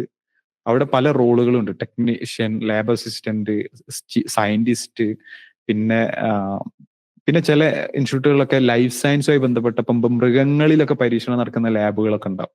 അപ്പൊ ഒരു ഉദാഹരണത്തിന് എലികളിലൊക്കെ മരുന്നൊക്കെ പരീക്ഷിച്ച് അല്ലെങ്കിൽ എന്തെങ്കിലും ഡിവൈസ് ഒക്കെ ആദ്യം പരീക്ഷിക്കുന്ന ലാബുകളൊക്കെ ഉണ്ടാവും. അപ്പൊ ആ ഒരു അനിമൽസിന്റെ മെയിൻ്റനൻസ് കാര്യങ്ങളൊക്കെ നോക്കുന്നത് ഇങ്ങനത്തെ എന്താ പറയാ അതിൽ റിസർച്ച് ചെയ്ത എക്സ്പീരിയൻസ് ഉള്ള. അപ്പൊ അനിമൽ ഹൗസ് എന്ന് പറഞ്ഞിട്ട് ഒരു സെക്ഷൻ ഉണ്ടാവും, അതിന്റെ മെയിൻ്റനൻസ് ഒക്കെ ചെയ്യുന്ന ജോബ് റോളുകൾ. അങ്ങനെ ഒരുപാട് വെറൈറ്റി ജോബ് റോളുകൾ ഉള്ള ഒരു ഫീൽഡാണ് സയൻസ് റിസർച്ച് എന്ന് പറയുന്നത്. ഓക്കെ, പിന്നെ സയന്റിഫിക് കമ്മ്യൂണിക്കേറ്ററുകൾ. അതായത് ഇപ്പൊ ഞാനൊരു സയൻസ് കമ്മ്യൂണിക്കേറ്ററാണ്. അതുപോലെ ഒരുപാട് ഇൻസ്റ്റിറ്റ്യൂട്ടുകൾ സയൻസ് കമ്മ്യൂണിക്കേറ്റേഴ്സിനെ ഹയർ ചെയ്യാറുണ്ട്. അതായത് അവിടെ നടക്കുന്ന റിസർച്ചുകളെ കമ്മ്യൂണിക്കേറ്റ് ചെയ്യാം, അതായത് വീഡിയോസ് ആക്കി മാറ്റുക, ബ്ലോഗ് ആർട്ടിക്കിൾ ആക്കി മാറ്റുക.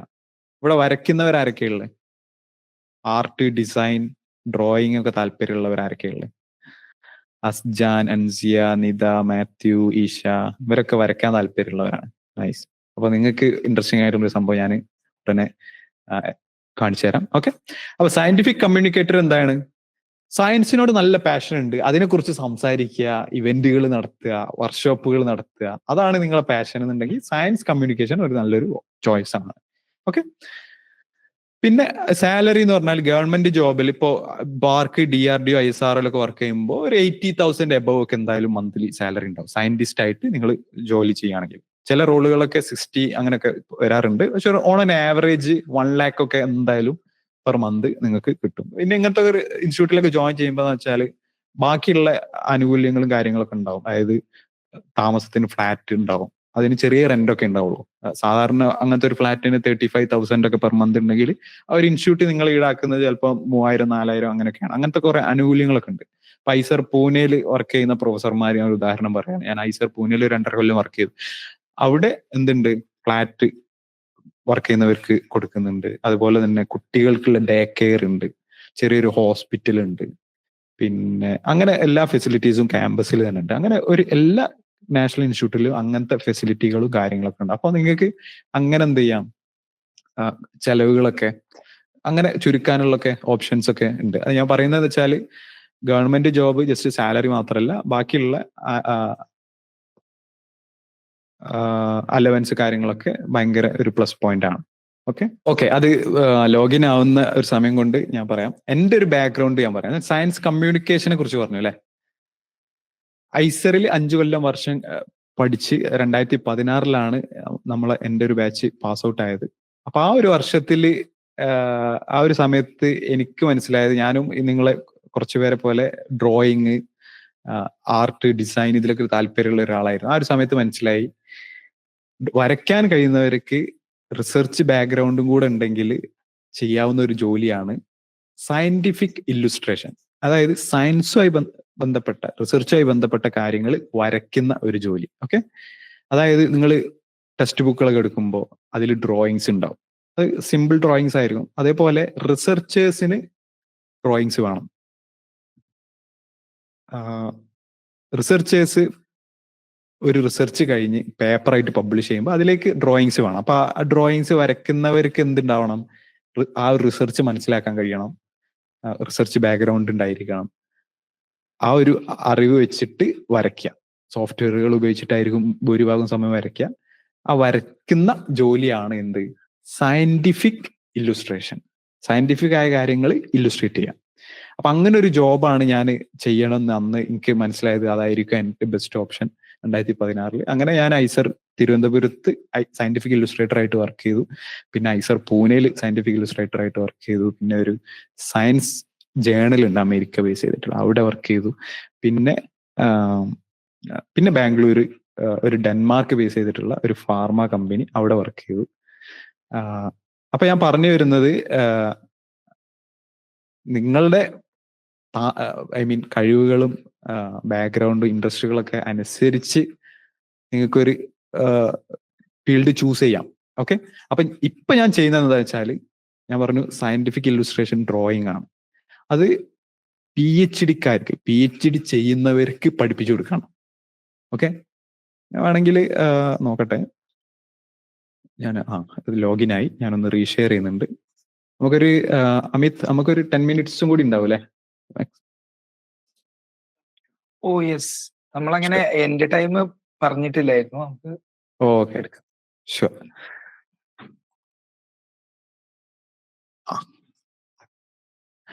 അപ്പോൾ സയന്റിഫിക് ഇല്ലുസ്ട്രേഷൻ പഠിപ്പിച്ചുകൊണ്ടിരിക്കുകയാണ് ഇപ്പൊ ചെയ്യുന്നത്. അതായത് PhD-കാർക്ക് പഠിപ്പിച്ചു കൊടുക്കണം. അങ്ങനെ ഒരു അക്കാഡമി ഒക്കെ, ഒരു ലോഗോ ഒക്കെ ഉണ്ടാക്കി, ഒരു ബ്രാൻഡൊക്കെ ഉണ്ടാക്കി 4 കൊല്ലമായി ഇപ്പൊ സൈഡ് കൂടി ഇങ്ങനെ ഒരു അക്കാഡമി ബിൽഡ് ചെയ്ത്, സൈഡ് ആർട്ട് അക്കാഡമി എന്നൊക്കെ പറഞ്ഞിട്ട് പേരൊക്കെ ഇട്ട് ഇപ്പൊ സ്വന്തമായിട്ട് അത് റൺ ചെയ്യാണ്. ഞാൻ ബാംഗ്ലൂരത്തെ ഒരു ജോലി രാജിവെച്ച് ഇപ്പൊ നാട്ടിലൊരു ഓഫീസൊക്കെ ഇട്ട് ഇപ്പൊ നമുക്ക് ലോകത്തുനിന്ന് എല്ലായിടത്തുനിന്നും സ്റ്റുഡൻസ് ഉണ്ട്. ഒരു 2000-ൽ കൂടുതൽ റിസർച്ചേഴ്സ് നമ്മുടെ പ്ലാറ്റ്ഫോമിൽ സ്റ്റുഡൻസ് ആയിട്ട് പഠിക്കുന്നുണ്ട്. ഒരുവിധം എല്ലാ യൂണിവേഴ്സിറ്റിയിൽ നിന്നും, ഹാർവാർഡ്, MIT, സ്റ്റാൻഫോർഡ്, എല്ലാ യൂണിവേഴ്സിറ്റികളിൽ നിന്നും നമുക്ക് എന്തുണ്ട്, സ്റ്റുഡൻസ്, റിസർച്ചേഴ്സ് പഠിക്കാൻ വേണ്ടി വരുന്നുണ്ട്. അപ്പോൾ അതാണ് ഞാനിപ്പോൾ ചെയ്യുന്നത്. സയന്റിഫിക് ഇല്ലുസ്ട്രേറ്റർ ആണ് ഞാനിപ്പോൾ. Scientific illustration പഠിപ്പിച്ചുകൊണ്ടിരിക്കുകയാണ്.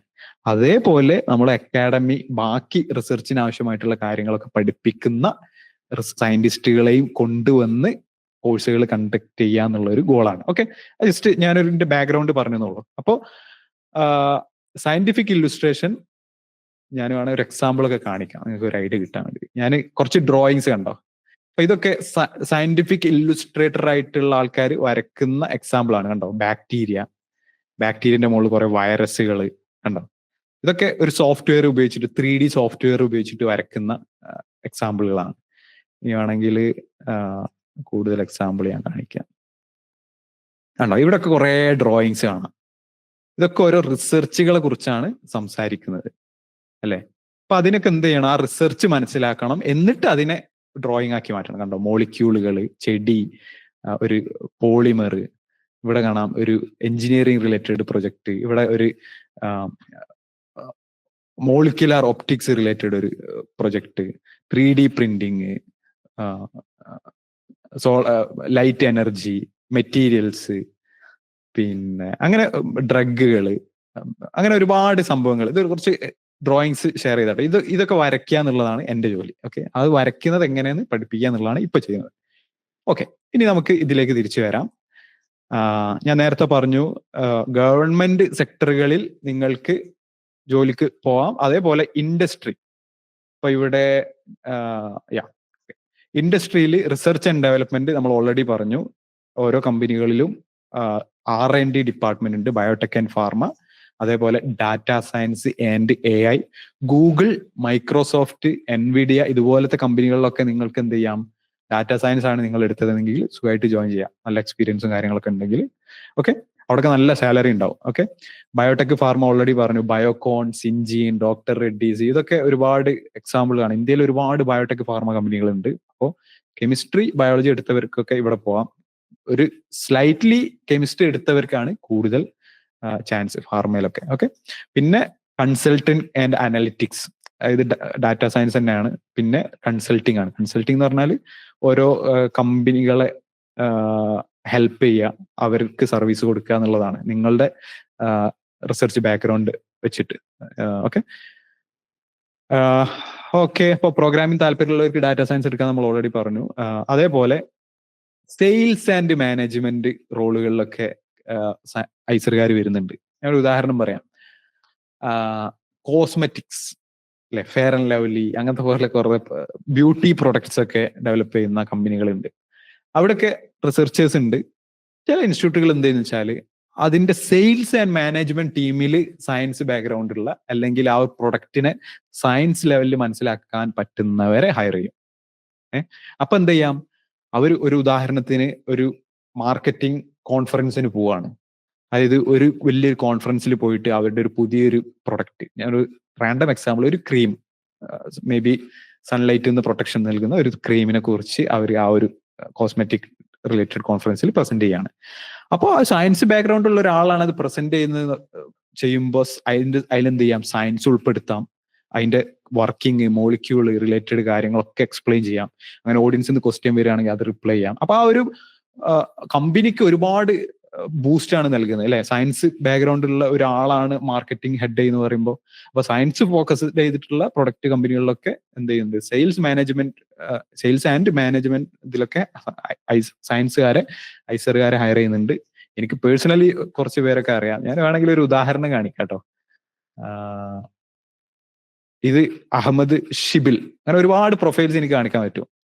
ഒരു ലിങ്ക്ഡിൻ പ്രൊഫൈൽ ഷെയർ ചെയ്യണം. അവൻ ഐസർ കൊൽക്കത്തയിൽ നിന്ന് പഠിച്ചിറങ്ങിയതാണ്. അവന്റെ ഒരു താല്പര്യം എന്ന് പറഞ്ഞാൽ സ്റ്റാർട്ടപ്പ്, ഓണ്ടർപ്രണർഷിപ്പ്, ബിസിനസ് മാൻ ആവുക, അങ്ങനത്തെ ഒരു പാഷനാണ്. അപ്പൊ അവൻ എന്ത് ചെയ്തു, ആ ഒരു ഐസർത്തെ ബാക്ക്ഗ്രൗണ്ട് കഴിഞ്ഞിട്ട് കണ്ടോ, അവൻ ISCയിൽ റിസർച്ച്, അവൻ ബയോളജിയാണ് എടുത്തത്, ISCയിലൊക്കെ പ്രൊജക്ട് ചെയ്തിട്ടുണ്ട്. ഇപ്പൊ അവൻ സ്പെഷ്യാലി ഇൻവെസ്റ്റ് പറഞ്ഞിട്ടൊരു കമ്പനിയിൽ വർക്ക് ചെയ്യാണ്, അവിടുത്തെ ഇൻവെസ്റ്റ്മെന്റ് ടീമൊക്കെ ആയിട്ട്. അപ്പൊ അവൻ ചെയ്യുന്നത് എന്താ വെച്ചാല് സ്റ്റാർട്ടപ്പുകളെ കുറിച്ച് പഠിക്കുക, എന്നിട്ട് അതിനെ വേണ്ട ഫണ്ടിങ് കൊടുക്കുക.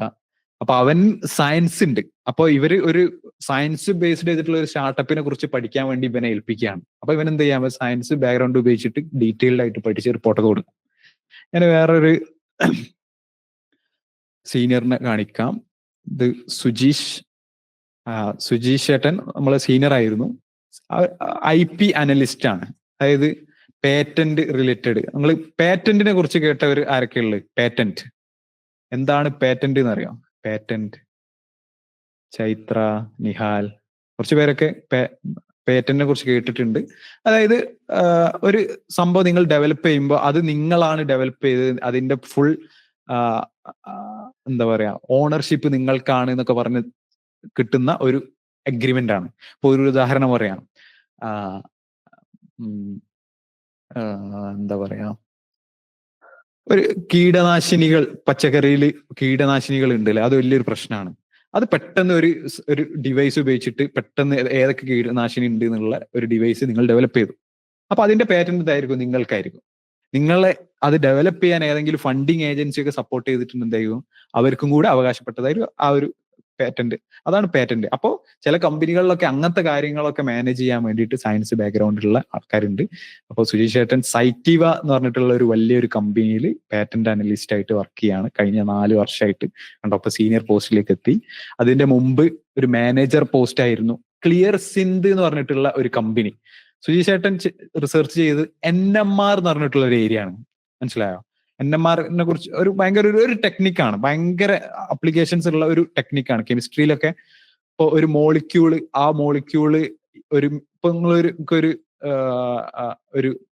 ഒരു സാമ്പിൾ കിട്ടി, ഒരു പാക്കറ്റ് കിട്ടി. ആ പാക്കറ്റിൽ എന്തൊക്കെ കെമിക്കൽ ഉണ്ട്, അതിൽ എന്തൊക്കെ കെമിക്കലാണ് ഉള്ളത് എന്നൊക്കെ ഡീറ്റെയിൽ ആയിട്ട് അറിയണമെങ്കിൽ നിങ്ങൾ എന്ത് ചെയ്യും, NMR വെച്ചിട്ട് അനലൈസ് ചെയ്യും. അപ്പോൾ ഏതൊക്കെ കെമിക്കൽ ഉണ്ട് എന്നൊക്കെ മനസ്സിലാവും. അത് ജസ്റ്റ് ഒരു എക്സാമ്പിൾ ആണ്, അതിന് ഒരുപാട് അപ്ലിക്കേഷൻസ് ഉണ്ട്. ആ ഒരു ഫീൽഡിലാണ് സുജീഷ് ചേട്ടൻ എന്ത് ചെയ്തത്, PhD ചെയ്തത്. അപ്പം അതുമായി ബന്ധപ്പെട്ട ഒരു കമ്പനിയാണ് ക്ലിയർ സിന്ധ്. അവിടുത്തെ manager, bio NMR sector handle ചെയ്യുന്ന മാനേജർ ആയിരുന്നു സുജീഷ് ചേട്ടൻ. ഓക്കെ, സുജീഷ് ചേട്ടൻ പോസ്റ്റ് ഡോക്ടറൽ റിസർച്ച് ഒക്കെ ചെയ്തിട്ടുണ്ട്. ഓക്കെ, അങ്ങനെ ഒരു എക്സ്പീരിയൻസ് ഉള്ള ഒരാളാണ്. അത്യാവശ്യം നല്ല സാലറി, നല്ല ജോബും ആണ്. ഇപ്പോ he's working from home. I think it's A hybrid job. അപ്പൊ അങ്ങനെ ഒരുപാട് സാധ്യതകളുണ്ട്. അങ്ങനെ ഒരുപാട് എക്സാമ്പിൾസ് കാണിക്കാൻ പറ്റും കേട്ടോ. ഓക്കെ, അപ്പൊ ഇൻഡസ്ട്രിയിൽ പോവാം. പിന്നെ സയന്റിഫിക് കമ്മ്യൂണിക്കേറ്റർ ഓൾറെഡി നമ്മൾ പറഞ്ഞു. പിന്നെ legal adviser, patent officer, grant writer, ഇതൊക്കെ നമ്മൾ പറഞ്ഞു. അതായത് ഓരോ കമ്പനികളിൽ സയൻസുമായി ബന്ധപ്പെട്ട കാര്യങ്ങൾ ഡീൽ ചെയ്യുന്ന, എഴുതുന്ന, അല്ലെങ്കിൽ ഡാറ്റാബേസ് മെയിൻറ്റെയിൻ ചെയ്യുന്ന, കമ്മ്യൂണിക്കേഷൻ ചെയ്യുന്നവരൊക്കെ സയൻസ് ബാക്ക്ഗ്രൗണ്ട് ആവശ്യമായി വരുമ്പോൾ ഇങ്ങനത്തെ ഇൻസ്റ്റിറ്റ്യൂട്ടിൽ നിന്നുള്ള ആൾക്കാരെ പ്രിഫർ ചെയ്യും. ഓക്കെ, പിന്നെ ടീച്ചിങ് ആൻഡ് കോച്ചിങ് നമ്മൾ ഓൾറെഡി പറഞ്ഞു. ഒരുപാട് എഡ്ടെക് സ്റ്റാർട്ടപ്പുകൾ ഉണ്ടല്ലോ, ബൈജൂസ്, അങ്ങനത്തെ ഒരുപാട് സ്റ്റാർട്ടപ്പുകൾ ഉണ്ട്. അവിടെയൊക്കെ നിങ്ങൾക്ക് പോയി പഠിക്കാം. അവിടെയൊക്കെ നല്ല നിങ്ങൾക്ക് ടീച്ചിങ് ഭയങ്കര പാഷൻ ആണെങ്കിൽ അത് നല്ലൊരു ഓപ്ഷനാണ് അല്ലെ? അവിടെ നല്ല സാലറി വാങ്ങുന്നവരുണ്ട്, 1 lakh per month ഒക്കെ സാലറി വാങ്ങുന്നവരുണ്ട് ഐസറിന്ന് പഠിച്ചിറങ്ങി നേരെ പോയിട്ട്. എന്റെ ഒരു ഫ്രണ്ടിന്റെ സിസ്റ്റർ ഒരു ഇന്റർവ്യൂ MSc കഴിഞ്ഞിട്ട് കുറച്ച് മാസങ്ങളാവുന്നുള്ളൂ, ഇന്റർവ്യൂ അറ്റൻഡ് ചെയ്തു ക്ലിയർ ആയി. 80,000 per month അവർക്ക് ടീച്ചിങ്ങിന് സാലറി സ്റ്റാർട്ടിങ്ങിൽ കൊടുക്കാന്നാ പറഞ്ഞത്. അപ്പൊ നല്ലൊരു ഫീൽഡാണ് teaching, if teaching is your passion. പിന്നെ ഓണ്ടർപ്രണർഷിപ്പ്, നമ്മളെ ശ്രീനാഥ് ചോദിച്ചു, Nihal I will answer your question. Srinath ചോദിച്ചു എന്റർപ്രണർഷിപ്പിനെ കുറിച്ച് സംസാരിക്കും. എന്റർപ്രണർഷിപ്പ് ചെയ്യാം, നിങ്ങൾക്ക് IIM പോയിട്ട് MBA എടുക്കാം. ഒരുപാട് പേര് MBA എടുത്തവരുണ്ട്. IIM പോലത്തെ ഇൻസ്റ്റിറ്റ്യൂട്ടുകളിൽ പോയിട്ട് എന്ത് ചെയ്യാം, നിങ്ങൾക്ക് MBA എടുക്കാം.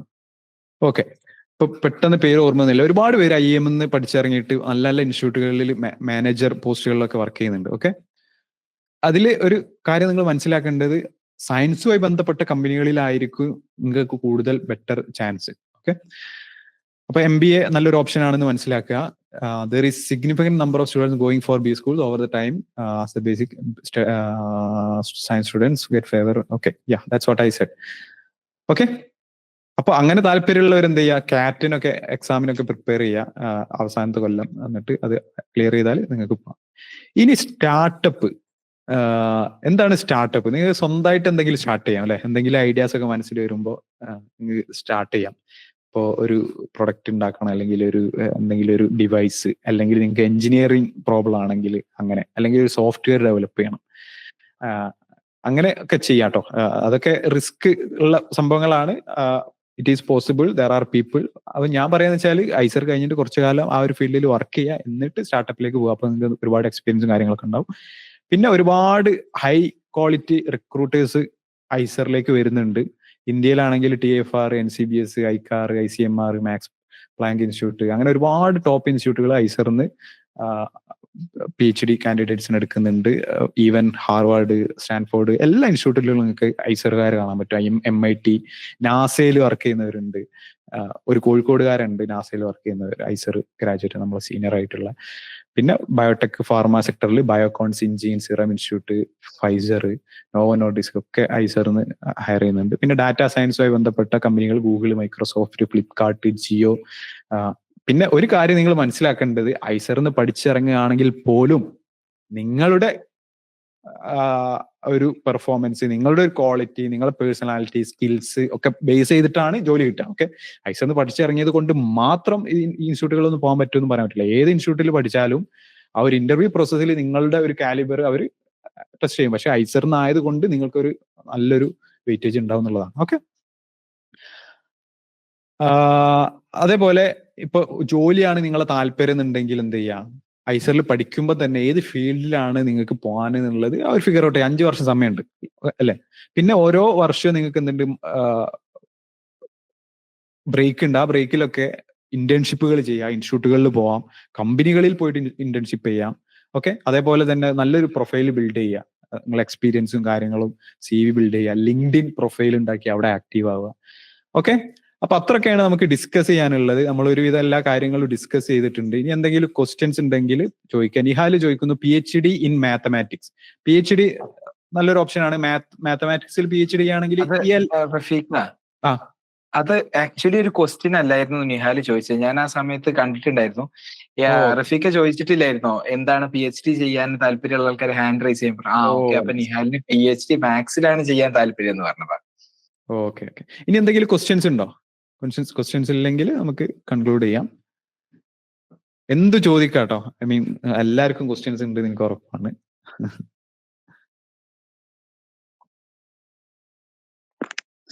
സയന്റിഫിക് കമ്മ്യൂണിക്കേറ്റർ സയന്റിഫിക് കമ്മ്യൂണിക്കേറ്റർ പറയുമ്പോ നമ്മള് സയൻസിന്റെ നമുക്ക് അതുമായിട്ട് ബന്ധപ്പെട്ട് സാർ പറഞ്ഞല്ലോ ഇങ്ങനത്തെ കുറെ ക്ലാസ്സുകളും സംഭവങ്ങളൊക്കെ നടത്തുന്ന ഒരാളാണെന്നാണ് സാറ് പറഞ്ഞത്. അപ്പൊ ഇത് ഈ ഒരു സയന്റിഫിക് കമ്മ്യൂണിക്കേറ്റർ ആയിട്ട് പോകുക എന്ന് പറയുന്നത് നമ്മൾ യൂഷ്വലി PhD പോസ്റ്റ് ഡോക്ക് ചെയ്തു പോയ ആൾക്കാരാണോ, അതോ അത് അങ്ങനെ വേറെ ഓൾക്ക് മാത്രം പോകാൻ പറ്റണോ, അതോ ഇങ്ങനെ പോയ പോസ്റ്റ് ഡോക്ക് ചെയ്തു പോയ ആർക്കും അങ്ങനെ ചെയ്യാൻ പറ്റും? അപ്പൊ നമ്മളൊരു എവിടെയെങ്കിലും ഒരു ജോബിൽ എവിടെയെങ്കിലും സാധനത്തിൽ കയറി കഴിഞ്ഞതിന് ശേഷം പിന്നെ സയന്റിഫിക് കമ്മ്യൂണിക്കേഷൻ ചെയ്യാൻ പറ്റുമോ? അതന്നെ ചെയ്യാണോ അതോ വേറെ ഇതിന്ന് അങ്ങനെ ചെയ്യാൻ പറ്റുമോ? നല്ലൊരു ക്വസ്റ്റ്യൻ ആണ്. സയൻസ് കമ്മ്യൂണിക്കേഷൻ ഭയങ്കര ഒരുപാട് ഓപ്പർച്യൂണിറ്റീസ് വരുന്ന ഒരു ഫീൽഡാണ്. ഞാൻ ഉദാഹരണം പറയാം. ഓക്കെ, സേണിനെ കുറിച്ച് കേട്ടവരാരൊക്കെയുള്ളത്? കണികാ പരീക്ഷണം നടത്തി യൂറോപ്പിൽ എന്നൊക്കെ പറഞ്ഞൊരു വാർത്ത വരാറുണ്ട്. ഹിഗ്സ് ബോസോണിനെ കണ്ടുപിടിച്ചു, ദൈവകണികകളെ കണ്ടുപിടിച്ചു എന്നൊക്കെ പറഞ്ഞൊരു വാർത്ത വരാറുണ്ട്. ഒരുപാട് പേര് കേട്ടിട്ടുണ്ട്. നൈസ്. ഒരു ഉദാഹരണം പറയാണ്. സേൺ യൂറോപ്പിലുള്ള ഒരു വലിയൊരു ഇതാണല്ലേ, റിസർച്ച് ഇൻസ്റ്റിറ്റ്യൂട്ട് ആണ്. അവര് നടത്തുന്ന പരീക്ഷണങ്ങളൊക്കെ നടത്തുന്ന ഒരു വലിയൊരു ഇൻസ്ട്രുമെന്റ് എന്ന് പറയാം. ആ ഒരു വലിയൊരു കിലോമീറ്ററുകളോളം നീളമുള്ള ഒരു ടണലുണ്ട്. അവര് ചെയ്യുന്നതെന്ന് വെച്ചാൽ എന്താ പറയാ, ലോകത്തിന്റെ യൂണിവേഴ്സ്, പ്രപഞ്ചത്തിന്റെ തുടക്കം എങ്ങനെയാണ് എന്നുള്ളതൊക്കെ മനസ്സിലാക്കാന്നുള്ള വലിയൊരു ഇനിഷ്യേറ്റീവാണ്. അവിടെ എന്തുണ്ട്? സയൻസ് കമ്മ്യൂണിക്കേറ്റേഴ്സ് ഉണ്ട്. അപ്പൊ അവിടെ സയൻസ് കമ്മ്യൂണിക്കേറ്റേഴ്സിന്റെ ജോലി ഉണ്ട് എന്ന് പറയുമ്പോൾ എങ്ങനത്തെ ആൾക്കാരായിരിക്കണം? അവിടെ എനിക്കറിയുന്ന 2 പേര് വർക്ക് ചെയ്യുന്നുണ്ട്. ഒരാൾ ചെയ്തത് എന്താന്ന് വെച്ചാൽ MSc കഴിഞ്ഞിട്ട് സയൻസ് കമ്മ്യൂണിക്കേഷനിൽ തന്നെ മാസ്റ്റേഴ്സ് ചെയ്യാം. Okay, MSc in science communication. അതായത് ഐസർ പോലത്തെ ഇൻസ്റ്റിറ്റ്യൂട്ടിൽ നിന്ന് ഇറങ്ങിയിട്ട് പിന്നെയും വേണമെങ്കിൽ നിങ്ങൾക്ക് മാസ്റ്റേഴ്സ് ചെയ്യാം. ഒരു ഫീൽഡാണ് നിങ്ങൾക്ക് ഭയങ്കര ഇഷ്ടപ്പെട്ടത്, സയൻസ് കമ്മ്യൂണിക്കേഷൻ ആണ് ഇഷ്ടപ്പെട്ടത്. നിങ്ങൾക്ക് UK-ൽ US-ലൊക്കെ പോയിട്ട് MS ഇൻ സയൻസ് കമ്മ്യൂണിക്കേഷൻ ചെയ്യാം. ഒരു സാധ്യതയാണ്. അതല്ല എന്നുണ്ടെങ്കിൽ ഐസർ കഴിഞ്ഞിട്ടും അപ്ലൈ ചെയ്യാം. പക്ഷെ അങ്ങനത്തെ ഒരു ഫീൽഡ് ആവുമ്പോൾ ഇതിൽ മാസ്റ്റേഴ്സ് ചെയ്തവർക്കായിരിക്കും കൂടുതൽ പരിഗണന. അപ്പൊ ഇവിടെ വർക്ക് ചെയ്ത ആള് ചെയ്തത് UK പോയിട്ട് MSc in science communication imperial college ലണ്ടനിൽ ചെയ്തു. ഇപ്പൊ അവരവിടെ സയൻസ് കമ്മ്യൂണിക്കേറ്റർ ആയിട്ട് വർക്ക് ചെയ്യുന്നു. അവരുടെ ഡേ ടു ഡേ ജോലി എന്ന് വെച്ചാൽ അവിടെ നടക്കുന്ന പരീക്ഷണങ്ങൾ, ലാബുകൾ, ഇവന്റുകൾ, ഇവിടൊക്കെ അവർക്ക് ആക്സസ് ഉണ്ടാവും. ഇവിടൊക്കെ അവർക്ക് പോവാം. എന്നിട്ട് എന്ത് ചെയ്യും? ഇപ്പൊ അവരൊരു പുതിയ പരീക്ഷണം നടത്തി. ആ ഒരു പുതിയ പരീക്ഷണം എന്ത് ചെയ്യണം? ഈ ചാനലുകളിൽ, വീഡിയോസിൽ അല്ലെങ്കിൽ ബ്ലോഗുകളിലൊക്കെ എഴുതണം അതിനെക്കുറിച്ച്. അപ്പൊ ഈ സയൻസ് കമ്മ്യൂണിക്കേറ്റേഴ്സ് ആണ് അതിനെക്കുറിച്ച് മനസ്സിലാക്കി പഠിച്ച് എഴുതി പബ്ലിഷ് ചെയ്യാം. ഒരു എക്സാമ്പിൾ. ചിലരെന്ത് ചെയ്യും? റൈറ്റിംഗ് മാത്രം ഫോക്കസ് ചെയ്യും. ചിലരെന്ത് ചെയ്യും? Video. MSc in science media production എന്ന് പറഞ്ഞിട്ടൊരു കോഴ്സ് ഇമ്പീരിയൽ കോളേജിലുണ്ട്. അത് എടുക്കുകയാണെങ്കിൽ നാഷണൽ ജിയോഗ്രാഫി, ഡിസ്കവറി, BBC ഇതിലൊക്കെ എന്തുണ്ട്? Science related ഷോകളുണ്ട്. ന്യൂസുകളൊക്കെ വരുമ്പോൾ ഒരാള് മൈക്കൊക്കെ പിടിച്ചിട്ട് ഇങ്ങനെ പ്രസന്റ് ചെയ്യുന്നുണ്ടാവും. അവരെന്തായിരിക്കും? ഇങ്ങനത്തെ സയൻസ് ബാക്ക്ഗ്രൗണ്ടിലുള്ള ആൾക്കാരാണ്. വേറൊരു ഉദാഹരണം പറഞ്ഞതാണ്. അപ്പൊ റൈറ്റിംഗ്, അപ്പൊ മെയിൻ ക്വസ്റ്റ്യൻ എന്ന് വെച്ചാൽ ഐസർ കഴിഞ്ഞവർക്ക് പോവാം, ഡയറക്റ്റ് പോവാം. പക്ഷെ ചാൻസ് കുറവാണ്. ഇന്ത്യയിൽ കിട്ടാൻ എളുപ്പമാണ്. ഓക്കെ, പുറത്തു പോകുമ്പോൾ നമുക്ക് ഒരു മാസ്റ്റേഴ്സ് വേണ്ടി വരും. അല്ലെങ്കിൽ നമുക്ക് എന്ത് ചെയ്യും? ഇന്ത്യയിൽ ഒരു 3-4 കൊല്ലം ഏതെങ്കിലും ഇൻസ്റ്റിറ്റ്യൂട്ടിൽ സയൻസ് കമ്മ്യൂണിക്കേറ്ററായി വർക്ക് ചെയ്ത് ആ ഒരു എക്സ്പീരിയൻസ് വെച്ച് പിന്നെ സുഖമായിട്ട് പോവാം. ഓക്കെ, അപ്പോ അതിന് ആക്ച്വലി BSMS മതി. പക്ഷെ PhD കഴിഞ്ഞവർക്കും മുൻഗണന ഉണ്ട്. ചില ഇപ്പൊ ഫോർ എക്സാമ്പിൾ സേണിൽ തന്നെ സയൻസ് കമ്മ്യൂണിക്കേഷൻ റോളുകൾ പലതുണ്ട്. അവർ എല്ലാ റോളുകളും ചിലപ്പോൾ മാസ്റ്റേഴ്സ് സ്റ്റുഡൻസിന് ഹാൻഡിൽ ചെയ്യാൻ പറ്റിക്കൊള്ളണം എന്നില്ല. അപ്പൊ ആ ഒരു എക്സ്പെരിമെന്റിനെ കുറച്ചുകൂടി ഭയങ്കര ഡീപ്പായിട്ട് കവർ ചെയ്യണം. അതിന്റെ സയൻസും കാര്യങ്ങളൊക്കെ കുറച്ചുകൂടി ഡീറ്റെയിൽ ആയിട്ട് ഇക്വേഷൻസ് ഒക്കെ കൊടുത്ത് ഒരു ആർട്ടിക്കിൾ എഴുതുന്ന ഒരാളാണ് വേണ്ടത് എന്നുണ്ടെങ്കിൽ അവർ PhD-കാരാണ് ചൂസ് ചെയ്യുക. അപ്പൊ ഇന്ത്യയിൽ ഐസറുകളിൽ സയൻസ് കമ്മ്യൂണിക്കേറ്റേഴ്സ് ഉണ്ട്. ഞാൻ സയൻസ് കമ്മ്യൂണിക്കേറ്ററായി വർക്ക് ചെയ്ത ആളാണ്. ഐസറുകളിലും 2 ഐസറുകളിൽ, ഐസർ തിരുവനന്തപുരത്തും ഐസർ പൂനെയിലും. ഓക്കെ, അപ്പൊ അവിടെ നമ്മളെ ടീമിൽ മാസ്റ്റേഴ്സ് കഴിഞ്ഞവരുണ്ടായിരുന്നു. പക്ഷെ ഞങ്ങൾ ചെയ്യുന്ന ജോലികളുണ്ട്, അതിലും കുറച്ചുകൂടി കൂടുതലായിട്ട് ഇപ്പോൾ ഒരു പ്രൊജക്ട് ഡീറ്റെയിൽ ആയിട്ട് പഠിച്ച് അതിനെ കുറിച്ച് എഴുതുന്നവർക്ക് PhD-കാരാണ്. ഓക്കെ, അപ്പൊ അവർക്ക് എന്തെങ്കിലും പേയ്മെന്റ് കൂടുതലാണ്, അവര് സ്റ്റാറ്റസ് കൂടുതൽ, അവർ സീനിയർ എന്താ പറയാ, സീനിയർ സയന്റിഫിക് ഓഫീസർ ആണെങ്കിൽ ഞങ്ങൾക്ക് എന്തായിരിക്കും?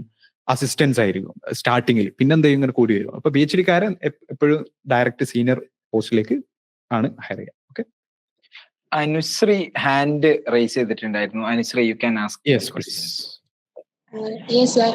സാർ എന്റെ ചോദ്യം വെച്ചാൽ ഇപ്പൊ എനിക്കിപ്പം സാറ് വർക്ക് ചെയ്ത നോവ പോലത്തെ കമ്പനിയിൽ ആണ് സാറ് വർക്ക് ചെയ്തത്. അപ്പം അതൊക്കെ ബയോടെക്നോളജി കമ്പനികളല്ലേ. അപ്പം അങ്ങനത്തെ ഒരു കമ്പനിയിൽ എനിക്കിപ്പം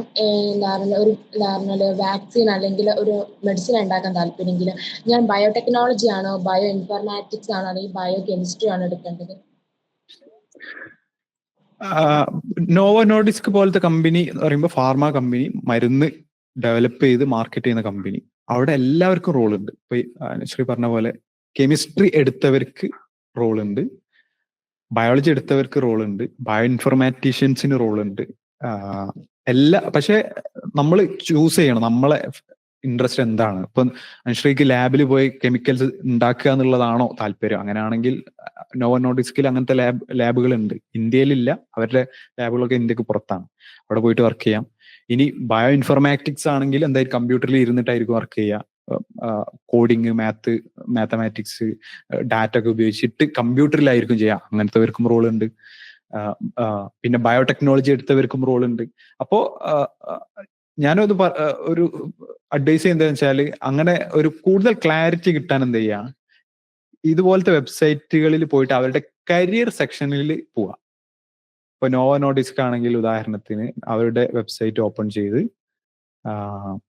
ഇപ്പൊ കണ്ടോ, കരിയേഴ്സ് എന്ന് പറഞ്ഞിട്ട് ഒരു സെക്ഷൻ എന്തായാലും ഉണ്ടാവും. കണ്ടോ, find a job,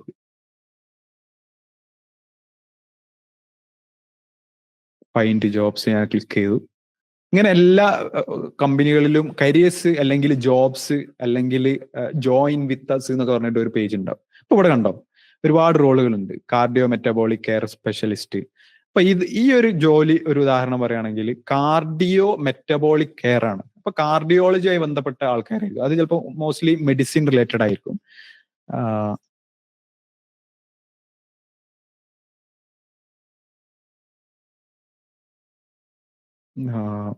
packaging.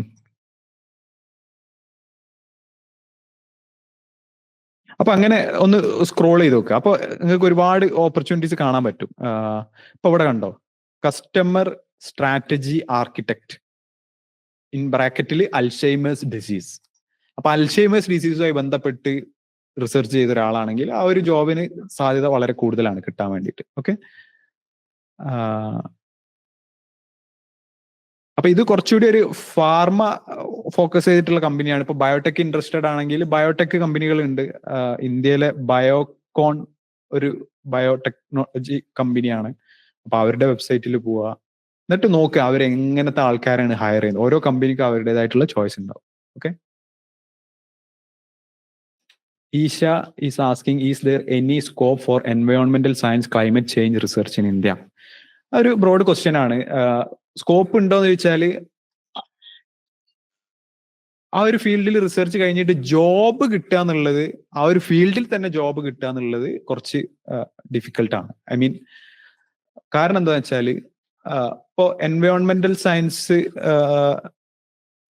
Climate change എന്നൊക്കെ പറയുമ്പോൾ കുറച്ചുകൂടി എന്താ പറയാ, ഒരു സോഷ്യൽ കോസ് അല്ലെ, അല്ലെങ്കിൽ ഒരു സസ്റ്റൈനബിലിറ്റി ഇതാണ്. ഒരു ഇൻഡസ്ട്രി അല്ല, ഒരു പ്രൊഡക്റ്റോ സർവീസോ ഡെവലപ്പ് ചെയ്യുന്ന ഒരു ഇൻഡസ്ട്രി അല്ല. പക്ഷെ എൻവയോൺമെന്റൽ സയൻസുമായി ബന്ധപ്പെട്ട ഇൻഡസ്ട്രികൾ ഉണ്ട്. ഗവൺമെന്റ് ഫണ്ടഡ് കമ്പനികൾ ഉണ്ടാവാം, അല്ലെങ്കിൽ എൻവയോൺമെന്റിനെ പ്രൊട്ടക്ട് ചെയ്യുന്ന, ഫോർ എക്സാമ്പിൾ പ്ലാസ്റ്റിക് റീസൈക്ലിംഗ്, അതൊക്കെ ആയി ബന്ധപ്പെട്ട റിസർച്ച് ഇൻസ്റ്റിറ്റ്യൂട്ടുകൾ ഉണ്ട്. അപ്പൊ അവിടെ നോക്കുമ്പോൾ നമ്മൾ ഫോക്കസ് ചെയ്യേണ്ടതാണ് ഒരു കോർ ഏരിയ നമ്മൾ ചൂസ് ചെയ്യാം. ഇപ്പോൾ എൻവയോൺമെന്റൽ സയൻസ് എന്ന് പറഞ്ഞാൽ വലിയൊരു ടോപ്പിക്കാണ് അല്ലെ. അപ്പൊ അതിൽ ഏത് പാർട്ട് നിങ്ങൾക്ക് ചൂസ് ചെയ്യണം, അതിൽ എന്നിട്ട് പോവാന്നുള്ളതാണ്. പക്ഷെ നമുക്ക് ഒരാൾക്ക് ഒരൊറ്റ ജോബ് മതി. അപ്പൊ അതിലെന്ത് ചെയ്യാം, നമ്മൾ ആക്റ്റീവായിട്ട് റിസർച്ച് ചെയ്യുക, ആ ഒരു സെക്ടറിൽ വർക്ക് ചെയ്യുന്ന കമ്പനികൾ ഏതൊക്കെയെന്ന് കണ്ടെത്തുക, ജസ്റ്റ് ChatGPT പോവുക, എന്നിട്ട് ചോദിക്കുക എൻവയോൺമെന്റ് സയൻസ് റിലേറ്റഡ് ആയിട്ടുള്ള കമ്പനികൾ ഏതൊക്കെയാണ് ഇന്ത്യയിൽ, എന്നിട്ട് അവരുടെ ഓരോരുത്തരും വെബ്സൈറ്റിൽ പോവുക, എന്നിട്ട് എന്തൊക്കെ ജോലികളാണ് അവർ ഓഫർ ചെയ്യുന്നത് നോക്കുക. ഇതൊക്കെ ഒരു തുടക്കത്തിലേ നിങ്ങൾ ചെയ്യുകയാണെങ്കിൽ ഒരുപാട് ക്ലാരിറ്റി കിട്ടും. ഞാനൊക്കെ ഒരുപാട് വൈകിട്ടാണ് ഇങ്ങനത്തെ സംഭവങ്ങളൊക്കെ മനസ്സിലാക്കിയത്, ചെയ്തു തുടങ്ങിയത്. ഓക്കെ, അപ്പോ ഫൈനൽ ആൻസർ ഇതാണ്, സ്കോപ്പ് ഉണ്ട്. പക്ഷെ റിസർച്ച് ചെയ്ത് പോകാൻ ഒരുപാട് സാധ്യതയുണ്ട്. കാരണം ഗവൺമെന്റ് ഒക്കെ ഒരുപാട് ഫണ്ട് ചെയ്യുന്ന ഒരു സെക്ടറാണ് എന്ത്, എൻവയോൺമെന്റൽ സയൻസും ക്ലൈമറ്റ് ചേഞ്ചും ഒക്കെ. അപ്പോൾ ഗവൺമെന്റ് ഫണ്ടഡ് പ്രൊജക്ടുകൾ ഒരുപാടുണ്ട്, യൂറോപ്പിലായാലും US-ലായാലും. അപ്പൊ അവിടെയൊക്കെ എന്ത് ചെയ്യാം, ലാബുകളിൽ പോയിട്ട് വർക്ക് ചെയ്യാം. ഇപ്പൊ യൂറോപ്പിലൊക്കെ ആണെങ്കിൽ ക്ലൈമറ്റ് ചേഞ്ചിനൊക്കെ ടാക്കിൾ ചെയ്യാൻ വേണ്ടിയിട്ട് ഒരുപാട് ഫണ്ടിങ് ഉണ്ട്. അപ്പോൾ അതുമായി ബന്ധപ്പെട്ട് റിസർച്ച് എടുക്കുന്ന ഒരുപാട് research ഇൻസ്റ്റിറ്റ്യൂട്ടുകളുണ്ട്. Soha is asking, can someone dive into the field of medical research after the BSMS? If yes, what would be the pathway? Yes, അതാണ് ഐസറിന്റെ ഒരു പ്രത്യേകത. ഏത് ഫീൽഡിലേക്കും നിങ്ങൾക്ക് പോകാന്നുള്ളതാണ്. You know, except art, for example language, അങ്ങനത്തെ കാര്യങ്ങളൊക്കെ അതിലും പോകുന്നവരുണ്ട്. ഞാൻ പറയുന്നത് എന്താ വെച്ചാൽ ഏത് ഫീൽഡിലേക്കും നിങ്ങൾക്ക് ഡൈവേർട്ട് ചെയ്യാം. ഇപ്പോൾ ചോദ്യം ഇതാണ്, മെഡിക്കൽ സയൻസിലേക്ക് പോകാൻ പറ്റുമോ എന്നുള്ളതാണ്. ഒബ്വിയസ്ലി, അതായത് അഗെയിൻ ഇപ്പൊ മെഡിക്കൽ സയൻസ് പറഞ്ഞാൽ ഒരു ബ്രോഡ് ടേമാണ്. ഒരു ഡോക്ടർ ഒരു മെഡിക്കൽ സയൻസ് പഠിച്ച ഒരാളാണ്. പക്ഷെ റിസർച്ചർ വരുമ്പോൾ കുറച്ചുകൂടി ഫോക്കസ്ഡ് ആയിരിക്കും. മെഡിക്കൽ സയൻസിലെ ഏതെങ്കിലും ഒരു ഫീൽഡിലെ ഏതെങ്കിലും ഒരു പ്രോബ്ലം ആയിരിക്കും നിങ്ങൾ എന്ത് ചെയ്യുക, ആസ് എ റിസർച്ചർ അഡ്രസ് ചെയ്യുക. അപ്പൊ ആ ഒരു ഫീൽഡിനെ നിങ്ങൾ മനസ്സിലാക്കും. ഇപ്പൊ കാർഡിയോളജി, ഹാർട്ടിൽ എന്ത് ചെയ്യും, ഈ വാൽവ് അല്ലെ, ചിലർക്ക് വാൽവ്, ആർട്ടിഫിഷ്യൽ വാൽവ് ഒക്കെ സർജറി ചെയ്തിട്ട് ചെയ്യുന്ന ഒരു ഇതുണ്ട്. അപ്പൊ നിങ്ങൾ ചിലപ്പോൾ എന്തായിരിക്കും 3D പ്രിന്റിങ് ഓഫ് ആ വാൽവ് എങ്ങനെ 3D പ്രിന്റ് ചെയ്യാം എന്നുള്ള ഒരു ഏരിയയിലായിരിക്കും നിങ്ങൾ റിസർച്ച് ചെയ്തിട്ടുണ്ടാവുക. അതിന്റെ മെറ്റീരിയൽസ് ചേഞ്ച് ചെയ്തു, അതിന്റെ ഫിസിക്സ് പഠിച്ചു, അതിന്റെ അനാലിസിസ് ചെയ്തു. അതായിരിക്കും ചിലപ്പോൾ നിങ്ങൾ PhD ചെയ്തിട്ടുണ്ടാവുക. അപ്പൊ നിങ്ങൾക്ക് എന്ത് ചെയ്യാം, മെഡിക്കൽ എക്യുപ്മെന്റ്സ്, അതായത് മെഡിക്കൽ ടെക്നോളജി കമ്പനികളിലൊക്കെ നിങ്ങൾക്ക് ജോയിൻ ചെയ്യാം. അവിടെ ടോപ്പ് എക്സ്പെർട്ട് ആയിട്ട് നിങ്ങൾ ഹയർ ചെയ്യും. അപ്പൊ നിങ്ങൾ ഏത് ഏരിയ ചൂസ് ചെയ്യുന്നു എന്നുള്ള ഡിപ്പെൻഡ് ചെയ്യും. ഓക്കെ, നിങ്ങൾക്ക് ഒബ്വിയസ്ലി പിന്നെ ഇനി പ്രോപ്പർ മെഡിക്കൽ സയൻസ്, നിങ്ങൾ ഡോക്ടർ ആവാൻ പാഷനുള്ള ഒരാളായിരുന്നു എന്നുണ്ടെങ്കിൽ it may not be an option. Like you know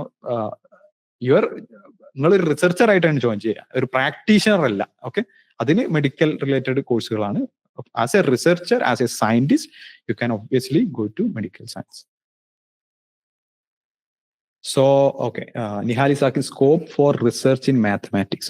അത് നല്ലൊരു ക്വസ്റ്റ്യൻ ആണ്. കാരണം നമ്മളിൽ പലരും വിചാരിക്കുന്നത് മാത്സ് ഒരു സാധ്യത ഇല്ലാത്തൊരു സംഭവമാണ്, അല്ലെ? Let me check.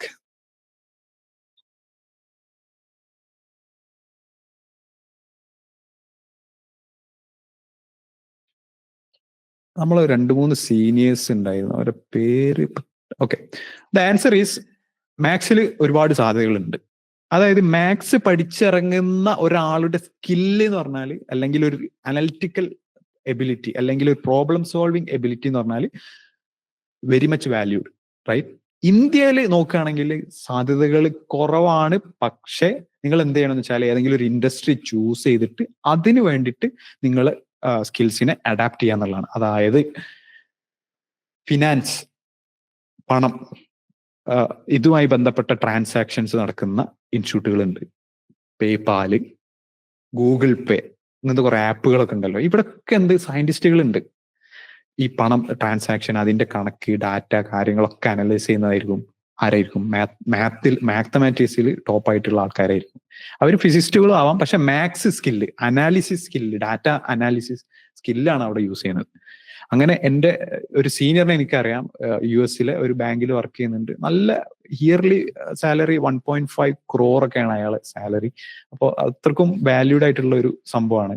അവിടെ ബാങ്കിലെ കണക്കുകൾ അതിങ്ങനത്തെ വലിയ ടോപ്പ് അനാലിസിസ് ആണ്. നിങ്ങൾ പ്രോഗ്രാമിംഗ് ഒക്കെ ഉപയോഗിക്കും. പിന്നെ എന്ന് പറഞ്ഞാൽ ഇങ്ങനത്തെ സോഫ്റ്റ്വെയർ കമ്പനികളിലൊക്കെ അവർക്ക് എന്തുണ്ട്, മാത്സ് ആവശ്യമുണ്ട്. അൽഗോരിതംസ്, നമ്മൾ പറയാറുണ്ട് സോഷ്യൽ മീഡിയയിലെ ആൽഗോരിതം വെച്ചിട്ടാണ് നമുക്ക് കണ്ടന്റ് വരുന്നത്. അതൊക്കെ എന്താണ്? മാത്തമാറ്റിക്സ് ഉണ്ട് അതിന്റെ പിന്നിൽ. അങ്ങനത്തെ ആൽഗോരിതം ഡെവലപ്പ് ചെയ്യുന്നതൊക്കെ മാത്തമാറ്റീഷ്യൻസ് ആണ്. ജോലി സാധ്യതകളുണ്ട്, നല്ല ജോലി സാധ്യതകളുണ്ട്. മാത്സിൽ ആൾക്കാർ കുറവാണ്. അതുകൊണ്ട് തന്നെ നിങ്ങൾ ഡെഡിക്കേറ്റഡ് ആയി അതിൽ തന്നെ കണ്ടിന്യൂ ചെയ്യുകയാണെങ്കിൽ ജോലികൾ കിട്ടും. ഓക്കെ, എനിക്ക് തോന്നുന്നത് ഇപ്പൊ ഏകദേശം എല്ലാവരുടെയും ക്വസ്റ്റ്യൻസ് കഴിഞ്ഞു എന്നാണ് എനിക്ക് തോന്നുന്നത്. ഇനി ആരെങ്കിലും ഉണ്ടെങ്കിൽ ഒന്ന് ഹാൻഡ് റൈസ് ചെയ്യോ അല്ലെങ്കിൽ ടൈപ്പ് ചെയ്യോ ചെയ്യാം. ആരെങ്കിലും ഉണ്ടെങ്കിൽ ഒരു 10-15 സെക്കൻഡ് വെയിറ്റ് ചെയ്യാം, അല്ലെങ്കിൽ നമുക്ക് വൈൻഡ് അപ്പ് ചെയ്യാം. അല്ല റഫീഖ? എനിബഡി? ഏതെങ്കിലും പാരന്റിന് ചോദിക്കാനുണ്ടെങ്കിൽ ചോദിക്കാം, സ്റ്റുഡൻസ് മാത്രമല്ല.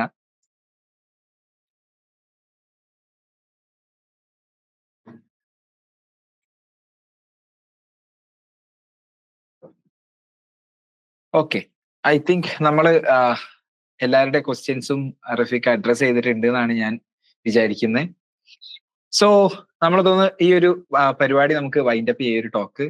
Such A wonderful talk. കാര്യം ഞാൻ ആദ്യം റഫീഖാനെ വിളിച്ച സമയത്ത് ഞാൻ കുട്ടികളോട് എപ്പോഴും പറയുന്ന കാര്യമാണ്, റഫീഖ, നമ്മള് ഈ ഒരു ഐസറിന് കഴിഞ്ഞൊരു കമ്മ്യൂണിറ്റി എന്ന് പറയുന്നത് ഭയങ്കര അടിപൊളി കമ്മ്യൂണിറ്റി. അതായത് ഞാനൊരു ടോക്കിന് വേണ്ടി കുട്ടികളെ ഇന്ററാക്ട് ചെയ്യാൻ വേണ്ടി വിളിക്കുക എന്ന എല്ലാവരും തന്നെ, വളരെ കുറച്ച് ആൾക്കാർക്ക് PhDന്റെ ഭയങ്കര എന്താ പറയാ ഹെക്റ്റിക് ആയിട്ടുള്ള ഷെഡ്യൂൾ ആയിട്ട് 1-2 പേര് വരാൻ പറ്റില്ല എന്നുള്ളത് പറഞ്ഞിട്ടുണ്ട്. ആൻഡ് അവർക്ക് വരാൻ പറ്റാത്തതിൽ ഭയങ്കര ഡിസപ്പോയിന്റഡ് ആണ്. അപ്പം റഫീഖാനെ ഞാൻ ഇതുപോലെ വിളിക്കുന്ന സമയത്ത് ഈ ഒരു കരിയർ റിലേറ്റഡ്, ഐസർ കഴിഞ്ഞതിന് ശേഷമുള്ള കരിയറിനെ കുറിച്ചൊരു എക്സ്പേർട്ട് തന്നെയാണ് റഫീഖ. പക്ഷെ ഞാൻ ഇൻവൈറ്റ് ചെയ്ത സമയത്ത് ഒരുപാട് തിരക്ക്, ഇപ്പൊ സൈഡാർട്ട് അക്കാഡമിക്ക് വേണ്ടിയിട്ട് ഒരുപാട് സമയം സ്പെൻഡ് ചെയ്യുന്ന സമയമാണ്. എന്നിട്ടും ആ തിരക്കിന്റെ ഇടയിലൊക്കെ എത്തി 1.5 മണിക്കൂർ നമ്മളുടെ കൂടെ സ്പെൻഡ് ചെയ്തതിന് വളരെയധികം താങ്ക്സ്. പിന്നെ എനിക്ക് തോന്നുന്നത് ഇനിയിപ്പോ നമ്മൾ പറയാത്ത ഒരു ജോലി പോലും ഇതിന്റെ അകത്തില്ല അല്ലെ. ഒരു ഐസർക്കാരന് പോകാൻ പറ്റുന്ന ഏത് ജോലിയാണെങ്കിലും അതിന്റെ സാലറി, എല്ലാ കാര്യങ്ങളും ഡിസ്കസ് ചെയ്തിട്ടുണ്ട്. ഒരു ഇൻവാല്യൂബിൾ ആയിട്ടുള്ള ഒരു സെഷൻ ആയിരുന്നു. പ്രധാനമായിട്ട് നിങ്ങൾക്ക് ഒരുപാട് മേഖലകൾ ഉണ്ടെന്ന് മനസ്സിലാക്കുക. നമ്മളൊക്കെ ഐസറിൽ പോകുന്ന സമയത്ത് ഐസറിൽ എത്തി അഞ്ചാമത്തെ വർഷം കഴിഞ്ഞ് പല ആൾക്കാരും PhD ക്കും പോയതിനു ശേഷമാണ് ഈ ഫീൽഡിനെ കുറിച്ചൊക്കെ അറിയുന്നത്. ഓക്കെ, PhD അല്ലാതെ ഇതായിരുന്നു മേഖല എന്നുള്ളത്.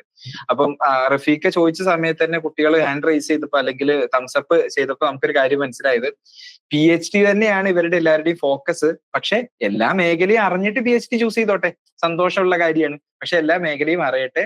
അതിനുള്ള വളരെ അടിപൊളിയായിട്ടുള്ള ഒരു സെഷൻ ആയിരുന്നു. Thanks for delivering this fantastic session.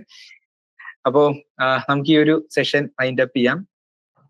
ഇനി ആർക്കെങ്കിലും എന്തെങ്കിലും റഫീഖിനോട് പറയാനുണ്ടെങ്കിലോ ചോദിക്കാനുണ്ടെങ്കിലോ ചോദിക്കാം, അല്ലെങ്കിൽ നമ്മൾ ഈ സെഷൻ എൻഡ് ചെയ്യുന്നതാണ്. യെസ്, അവർക്ക് പറയാനുള്ളതെല്ലാം റിയാക്ഷൻസ് ആയിട്ടാണ് വന്നുകൊണ്ടിരിക്കുന്നത്. Yes, okay, thank you so much.